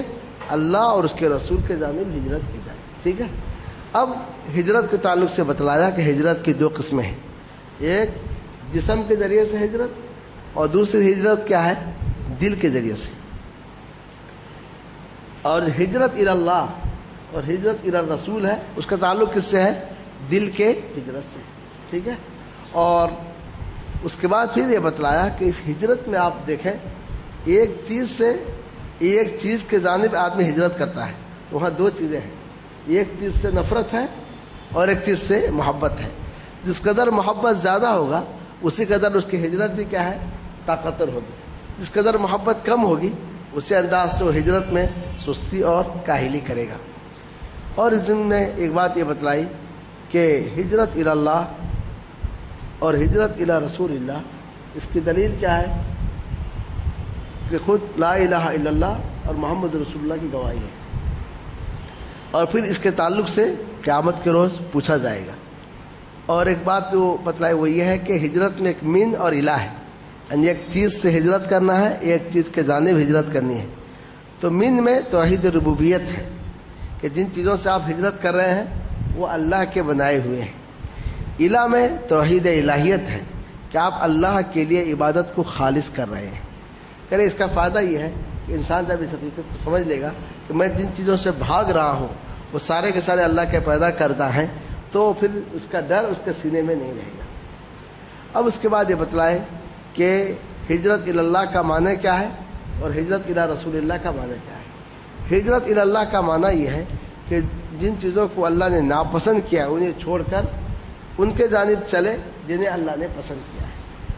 اور ہجرت الی رسول اللہ کا معنی کیا ہے؟ ہجرت الی رسول اللہ کا معنی یہ ہے کہ کوئی بھی مسئلہ ہو، چاہے عقیدے کا ہو چاہے عبادت کا ہو، تو اس مسئلے میں آپ کدھر رخ کریں؟ رسول اللہ صلی اللہ علیہ وسلم میں رخ کریں اور یہ دیکھیں کہ اس پر اللہ کے رسول کی جانب سے کوئی دلیل ہے یا کہ دلیل نہیں ہے. اور اس کے بعد جو ہے تقریباً 8 آیتیں پیش کی اور بتلایا کہ یہ آیتیں اس بات پر دلالت کرتی ہیں کہ نبی کریم صلی اللہ علیہ وسلم کی اتباع واجب ہے اور لازم ہے. پہلی آیت میں حکم بنانے کا ذکر ہے، پھر اس کے بعد کی آیت میں کیا ہے؟ کہ اپنے نفس پر نبی کو مقدم کرو. تو وہ مقدم کرنا محبت کی علامت ہے، تو محبت کے لیے اتباع شرط ہے. اور تیسری آیت میں کیا ہے؟ نبی کا حکم آ جائے تو پھر اختیار نہیں، اختیار چھین لیا گیا. جب اختیار چھین لیا گیا تو پھر نبی کی اتباع یہ لازم ہے. چوتھی آیت میں کیا ہے؟ نبی کی اطاعت کرو گے تو ہدایت پاؤ گے. مطلب جو نبی کی اطاعت نہیں کرتے وہ کیا ہے؟ گمراہ ہے. اور پھر 5ویں آیت میں کیا ہے؟ کہ اللہ رسول اور اولو الامر کی اطاعت کرو. اور اولو الامر کے ساتھ اطیعوا کا لفظ نہیں ہے، اللہ رسول کے ساتھ اطیعوا کا لفظ ہے۔ اور جب جھگڑا ہو تو کدھر لوٹاؤ؟ اللہ اور رسول کی جانب، یا اولو الامر کا ذکر نہیں کیا گیا ہے۔ اور اس کے بعد جو آیت ہے اس میں یہ کہا گیا کہ اگر مجھے ہدایت ملی ہے تو اس لیے کہ اللہ کی جانب سے مجھ پر وحی کی جاتی ہے۔ اس کا مطلب ہدایت وہی ہے جو وحی سے ثابت ہو، اور جو وحی نہیں ہے وہ ہدایت نہیں ہے۔ تو کوئی بڑا سے بڑا آدمی آئے، بظاہر کتنا ہی بزرگ کیوں نہ ہو، اس کے بعد معتبر نہیں ہے۔ کیوں؟ اس کی جانب وحی نہیں آ رہی ہے۔ تو وحی کس کی جانب؟ رسولوں کی جانب آتی ہے۔ اسی لیے امام ابن تیمیہ رحمۃ اللہ علیہ نے فرمایا، تم کسی کو دیکھو کہ وہ فضا میں اڑ رہا ہے یا کہ سمندر میں چل رہا ہے، بہت سارے ہیں نا سمندر میں پانی میں چلتے ہیں یا ہوا میں اڑے، تو اس کے بعد تب بھی نہیں مانو جب تک کہ اس کے بعد کو اللہ اور اس کے رسول کے اقوال پر پیش نہ کرو۔ قرآن حدیث پر پیش کر کے دیکھو، واقعتاً اس کے بعد قرآن حدیث کے مطابق ہے تو مانو، ورنہ جو ہے نہ مانو۔ اور پھر اس کے بعد سنت کے اتباع کی دلیل یہ ہے کہ اللہ تعالیٰ نے فرمایا کہ اتبعوا ما انزل الیکم من ربکم، پیروی کرو اس چیز کی جسے نازل کیا گیا تمہارے جانب، تمہارے رب کی جانب سے۔ تو جو چیز نازل کی گئی وہ دو چیزیں ہیں، ایک قرآن اور دوسری چیز کیا ہے؟ حدیث۔ اور آخر میں یہ بتلایا کہ جو لوگ نبی کی اتباع نہیں کرتے ہیں کل قیامت کے روز کیا کریں گے؟ افسوس کریں گے، اور افسوس اس طریقے سے کہ اپنے انگلیوں کو کاٹیں گے اور کہیں کاش ہم رسول کے راستے پہ چلتے۔ اور اس جگہ کہا گیا کہ ان کے چہروں کو آگ میں بھونا جائے گا کہ تم ان چہروں کے ذریعے سے جو ہے نبی کے چہرے کو تم نے نہیں دیکھا، نبی کے بات کو تم نے رد کر دیا، تو کل انہی چہروں کو جو آگ میں بھونا جائے گا، اور کل وہ افسوس کریں گے، جبکہ افسوس کا کوئی فائدہ نہیں ہے۔ تو جب اس سے معلوم ہو جب یہ احکام آ گئے اور اس شدید وعید آ گئی، تو پھر ہمیں یہ چاہیے کہ ہر معاملے میں کدھر لوٹیں؟ اللہ اور رسول کی جانب لوٹیں۔ یہاں ایک سوال یہ پیدا ہوتا ہے کہ عام آدمی کیا کرے؟ ایک عام انسان ہے جس کو قرآن اور حدیث کا علم نہیں ہے، تو وہ کیا کرے؟ تو اس کا جواب یہ ہے کہ اللہ تعالیٰ نے فرمایا فاسألوا اہل الذکر ان کنتم لا تعلمون، اگر تم نہیں جانتے تو جاننے والوں کو پوچھو۔ یہ تو نہیں کہا کہ جاننے والے کے راستے پہ چلو، جاننے والوں کو پوچھنا ہے۔ کیا پوچھنا ہے؟ کہ اس مسئلے میں اللہ کا حکم کیا، رسول کا حکم کیا، بس یہی بات ہے۔ اگر تم نہیں جانتے تو جاننے والے سے پوچھو۔ تو جاننے والے سے پوچھنے کا مطلب یہ ہے کہ جاننے والے سے پوچھو کہ اس میں اللہ کا حکم کیا ہے، اس میں اللہ کے رسول کا حکم کیا ہے۔ تو بہت سارے علماء یہ ہوتے ہیں، اگر آپ ان سے پوچھیں گے دلیل تو ناراض ہو جائیں گے، آپ پر بگڑنے لگیں گے۔ تو ان علماء کو چاہیے کہ ناراض نہیں ہونا چاہیے، کیونکہ وہ تو نبی نہیں ہے، ان پر تو وہی نہیں آتی ہے، تو وہ جو کچھ پڑھے ہیں وہ بتاتے ہیں۔ اگر کسی کو دلیل نہیں معلوم ہے تو کہہ سکتا ہے کہ میں کل بتاؤں گا، یا مجھے فون کرو میں فون پہ بتلا دوں گا، یا مجھے دلیل یاد نہیں ہے تم کسی اور عالم سے پوچھ لو۔ تو یہ اس سے زیادہ بہتر ہے کہ آدمی غصہ ہو اور جھنجھلائے یا غلط سلط اس کو بتلائے۔ تو اس خلاصہ کتاب یہ ہے کہ ہمیں یہ چاہیے کہ اگر ہم اللہ عز و جل کی جانب سفر کرنا چاہتے ہیں، یا اللہ عز و جل کے پاس جو ہے ہم جو سرخ روئی چاہتے ہیں کہ کل ہمیں قیامت کے روز جو نجات ملے، تو اس کے لیے ہمیں چاہیے کہ اپنے زندگی کے سفر میں اسی چیز کو اپنائیں۔ کس کو؟ اللہ اور اس کے رسول کے اطاعت کو اپنائیں تو ہم کامیاب ہوں گے۔ تو یہی باتیں جو ہیں امام ابن قیم رحمۃ اللہ علیہ نے جو ہے اپنے رفقاء اور اپنے ساتھیوں کو لکھا کہ ہم تو سفر کرتے ہوئے جا رہے ہیں، منازل طے کر رہے ہیں، لیکن اللہ کی جانب جو سفر کی جو منزلیں ہیں وہ اس سے طے ہوتی ہیں۔ اور بڑے ہی افسوس سے کہا کہ اس زمانے میں لوگ جو ہے نبی صلی اللہ علیہ وسلم کی اتباع کرتے ہی نہیں۔ اتباع کی بات تو سب کرتے ہیں لیکن عملاً اس کا کوئی وجود نہیں پایا جاتا ہے الا ماشاء اللہ۔ تو لہذا اس کی جانب جو ہے توجہ دینے کی ضرورت ہے۔ اور آج کے بھی دور میں صرف ہر دور میں یہی مسئلہ رہا ہے کہ لوگ اگر چاہتے ہیں کہ زمین کی اصلاح ہو اور زمین میں کوئی فساد نہ ہو تو اس کے لیے یہی چیز اللہ اور اس کے رسول کی اتباع کو جو اپنایا جائے۔ اور صلی اللہ تعالیٰ علی نبی کریم وعلی آلہ واصحابہ ومن تبعهم بإحسان إلى يوم الدين۔